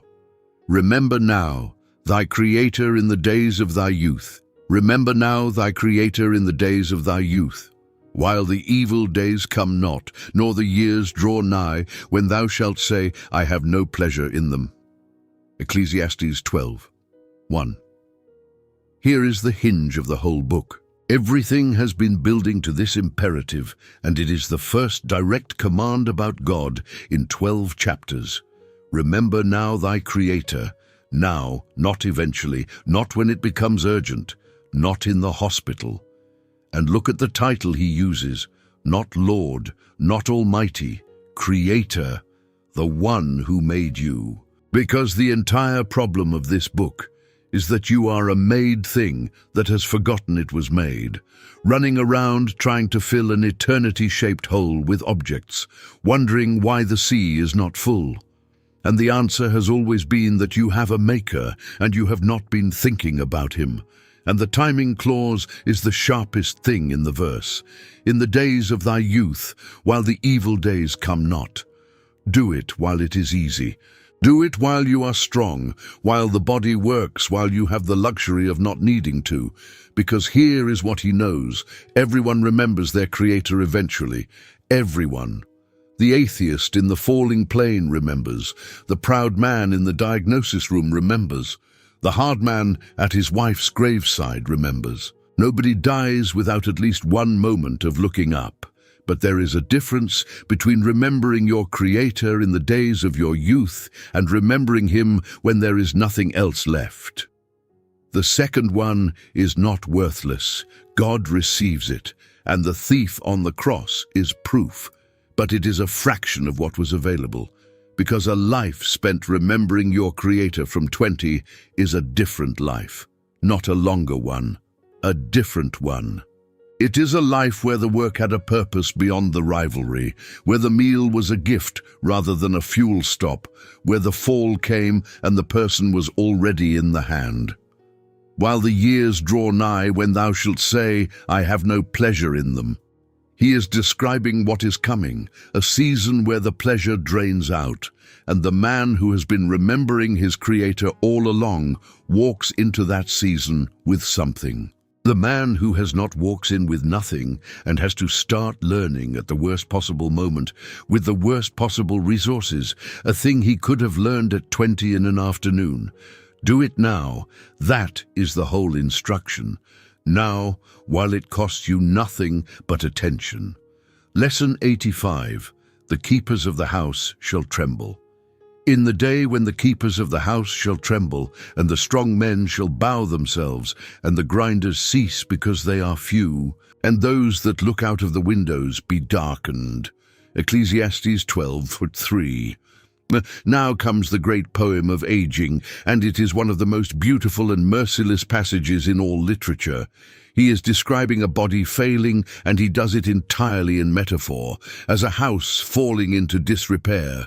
The keepers of the house shall tremble, the hands, the arms that guarded and worked and carried, they shake now. The man who could hold anything steady watches his own hand tremble reaching for a cup.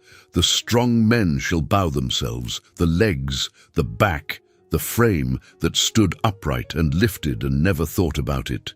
Bent now, bowing, the posture of a man folding slowly toward the ground he came from. The grinders cease because they are few. The teeth, there were more of them once. Now they are few, and the work of grinding, of eating, of taking in the bread this book has commended 5 times becomes difficult. Those that look out of the windows be darkened. The eyes from chapter 1, the eyes that were never satisfied with seeing, that took in every face and every sunset and hunted for more. Darkened now. The windows of the house have gone dim, and the light that was sweet in chapter 11 is harder to see. He goes on. The doors shut in the streets, the sound of the grinding is low, the daughters of music are brought low, hearing fails, and the songs that filled the palace in chapter 2 are a long way off now, and the almond tree shall flourish, the almond blossoms white, and that is his image for hair. And the grasshopper shall be a burden, the lightest thing on earth, an insect that weighs nothing, and it is too heavy to carry. Why does he do this? Why put this in a sacred text with such unbearable precision? Because he refuses to let you pretend. He has spent 12 chapters not lying to you, and he is not going to start at the end. The house comes down. That is not a possibility. It is a schedule, and you are on it, and every reader of these words is somewhere in this poem right now, whether they know it or not. And remember what stands directly before it. Remember now thy Creator. This poem is the reason for that word now. He is not describing the end to frighten you. He is describing it so that the word now has teeth. Lesson 86. Or ever the silver cord be loosed. Or ever the silver cord be loosed, or the golden bowl be broken, or the pitcher be broken at the fountain, or the wheel broken at the cistern. Then shall the dust return to the earth as it was, and the spirit shall return unto God who gave it. Ecclesiastes 12:6-7. The poem ends with 4 broken objects, and every one of them is precious, and every one of them is fragile, and that pairing is the point. The silver cord, silver, valuable, a cord, thin, the most delicate possible form of the most precious material, and it is loosed, not cut, not violently severed, it simply comes untied. The golden bowl, gold, and a bowl, a vessel, a thing that holds, and it is broken. Everything gold has ever held is on the floor now, the pitcher broken at the fountain. Here is the cruelty of the image. The pitcher breaks at the fountain, not in the desert, not far from water, at the source, with everything it needed right there. The water was available, and the vessel failed. The wheel broken at the cistern, the mechanism that brought the water up.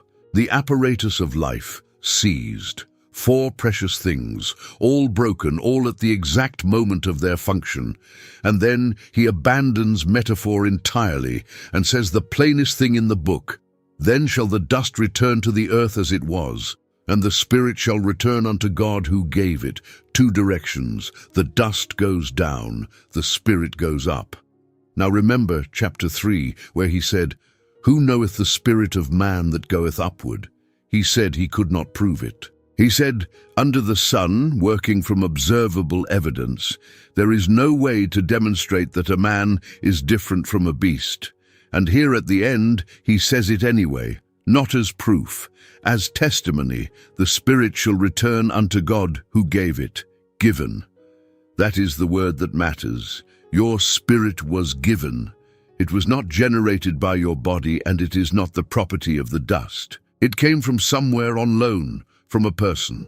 And when the pitcher breaks at the fountain, the thing that was lent goes back to the one who lent it.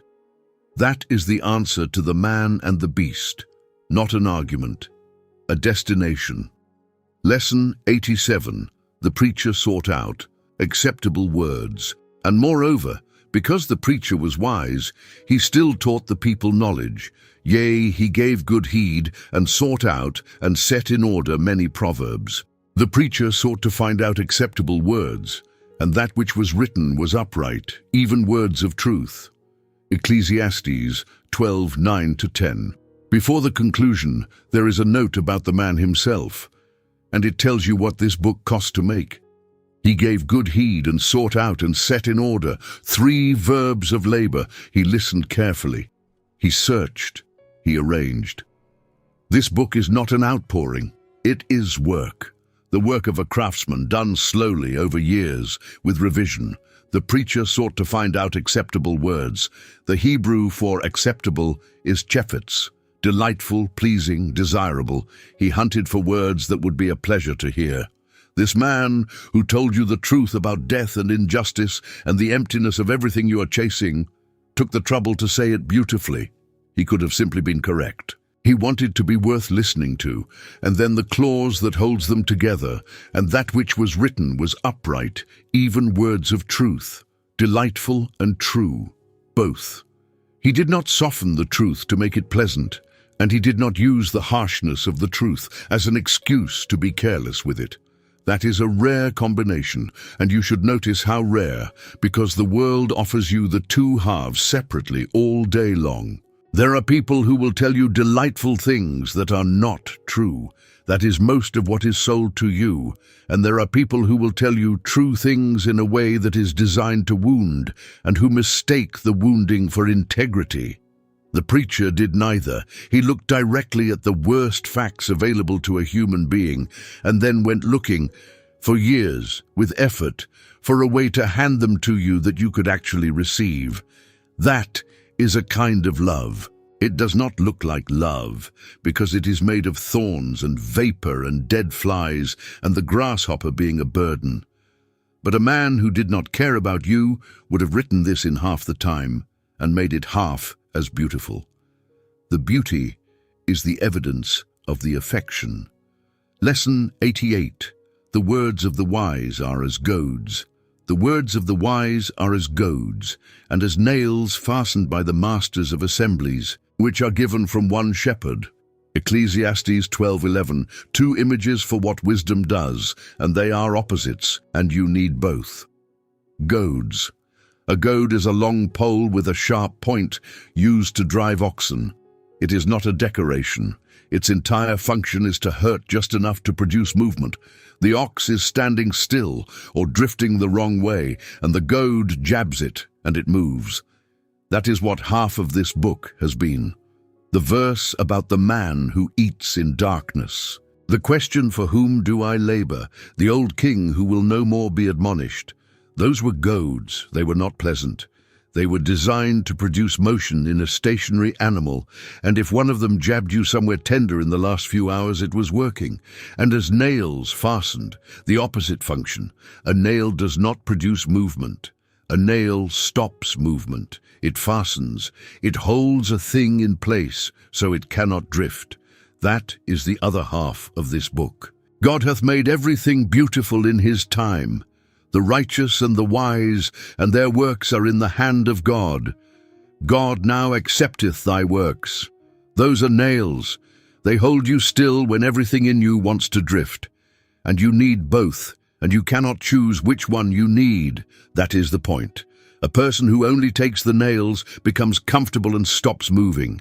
A person who only takes the goads is driven their whole life and never at rest. Wisdom carries both and applies whichever the moment requires, and it is not up to you which one arrives.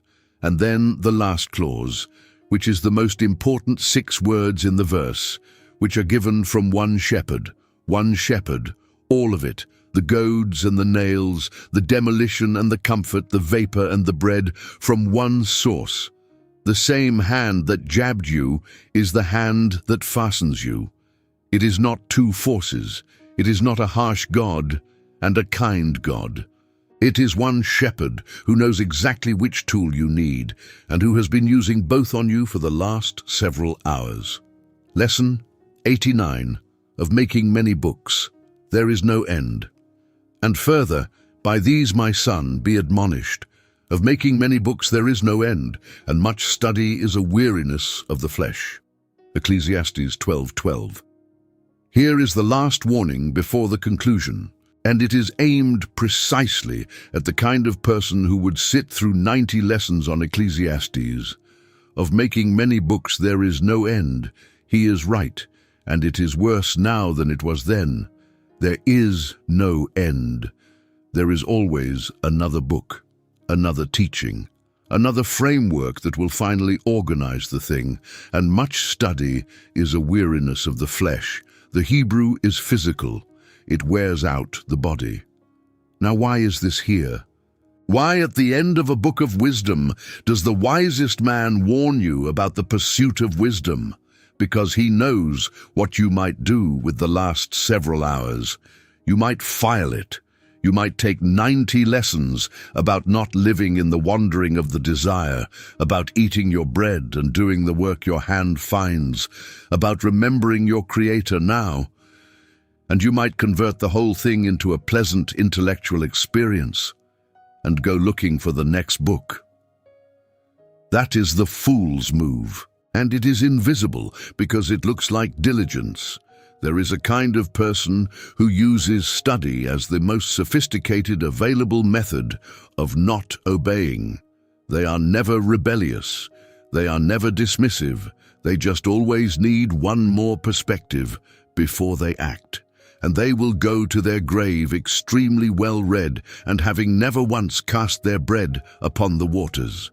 Much study is a weariness of the flesh. It will not resolve.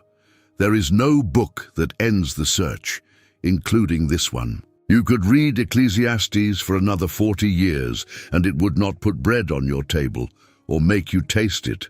At some point, you close the book and go eat. That is what he is telling you. He is telling you to stop because the material is not the point, and he would rather you obey one verse than admire 90 lessons. Lesson 90. The conclusion of the whole matter. Let us hear the conclusion of the whole matter. Fear God, and keep his commandments, for this is the whole duty of man. For God shall bring every work into judgment, with every secret thing, whether it be good or whether it be evil. Ecclesiastes 12:13-14. Here is where it lands. 12 chapters, 90 lessons, every road walked to its end, and this is what is left standing. Fear God, and keep his commandments, for this is the whole duty of man. And notice what the Hebrew actually says, because the King James adds a word. The word duty is not there. The Hebrew reads, this is the whole of man, not his obligation, his entirety. This is the whole of what a man is. Everything else he tried, he has told you, was vapor. The wisdom, the pleasure, the building, the wealth, the legacy, all of it real, all of it good, none of it able to hold the weight. And what is left when you subtract every vapor is this: fear God and keep his commandments, and that is the whole of you, not part of you. Not the religious compartment, the whole.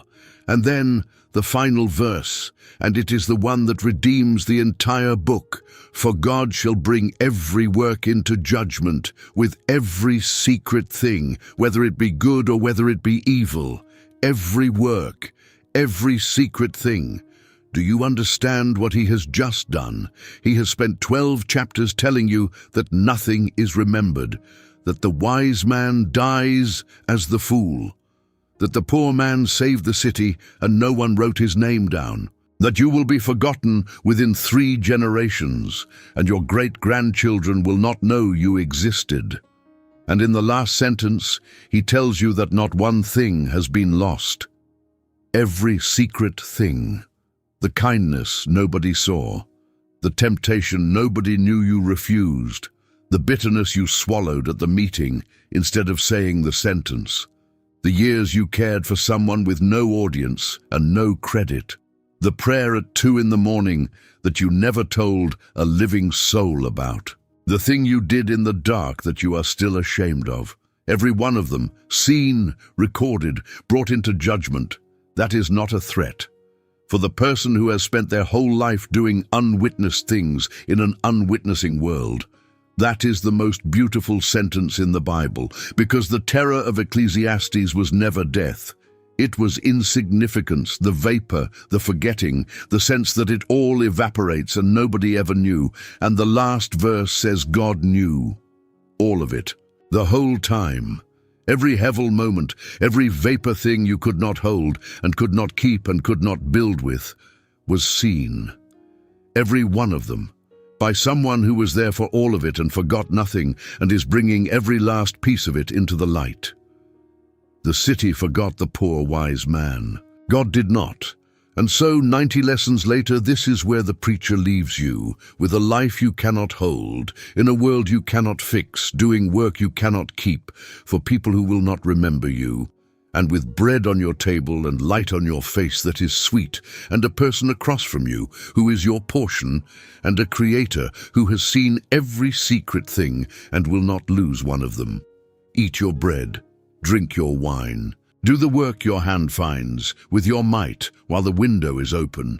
Love the one in front of you all the days of the life of your vapor. Fear God.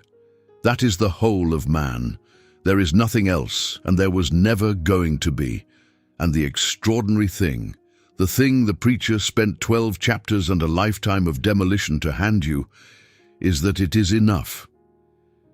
Before you go, I want to ask you for one thing, and it is not for me. Somewhere in the last few hours, you thought about a specific person. It happened at a particular lesson. Maybe the man eating in darkness, and you recognize someone. Maybe the poor wise man who saved the city and was forgotten, and a name came to you, someone who has been carrying that exact bitterness for years, without ever putting it into words. Maybe the one about the fool who folds his hands. Maybe the house that decays because nothing happened to it. Maybe it was the man who never once asked, for whom do I labor? And you saw a face. You know who came to mind. Send them this. That is the whole ask, not a post, not a share to everyone. One person, one message tonight, while their name is still in your head. Because by tomorrow the momentum of this teaching will have faded, and the thought will not return, and they will go on carrying it. You do not need to say anything clever. You do not need to explain why. Send it and say, I thought of you. That is enough. Ecclesiastes says 2 are better than 1, because if they fall, the one will lift up his fellow, and woe to him that is alone when he falleth. This is you being the one. This is the comforter that the oppressed in chapter 4 did not have. That vacancy is real, and it is near you, and it has a name, and you just thought of it. That is a quiet act of love toward one soul, and it costs you 30 seconds and no money at all. And if you want to stay for what comes next, if you want a seat here for the teaching after this one, subscribe. It's free, it's one tap, and it means the next one finds you instead of disappearing into the noise. Then one more thing, and I mean this sincerely. Tell me in the comments which line or which verse in these 90 lessons is the one you most needed to hear.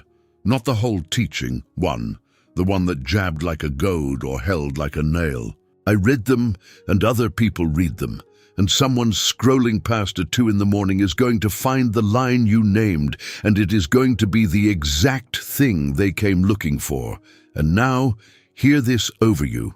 May the God who made you upright find you in the middle of an ordinary Tuesday and answer you in the joy of your heart. May the bread on your table taste like bread. May you eat it in the light and not in the dark. May the work your hand finds be work you pour yourself into, while the window is open and the keepers of the house are steady. May you stop observing the wind and sow. May the years you have left be your portion and not your race. May the light be sweet to you tomorrow morning, and every morning you are given. And when the dust returns to the earth as it was, may your spirit return to the God who gave it, who saw every secret thing, who forgot nothing, and who has been keeping the whole of it all along in his hand. Go in peace.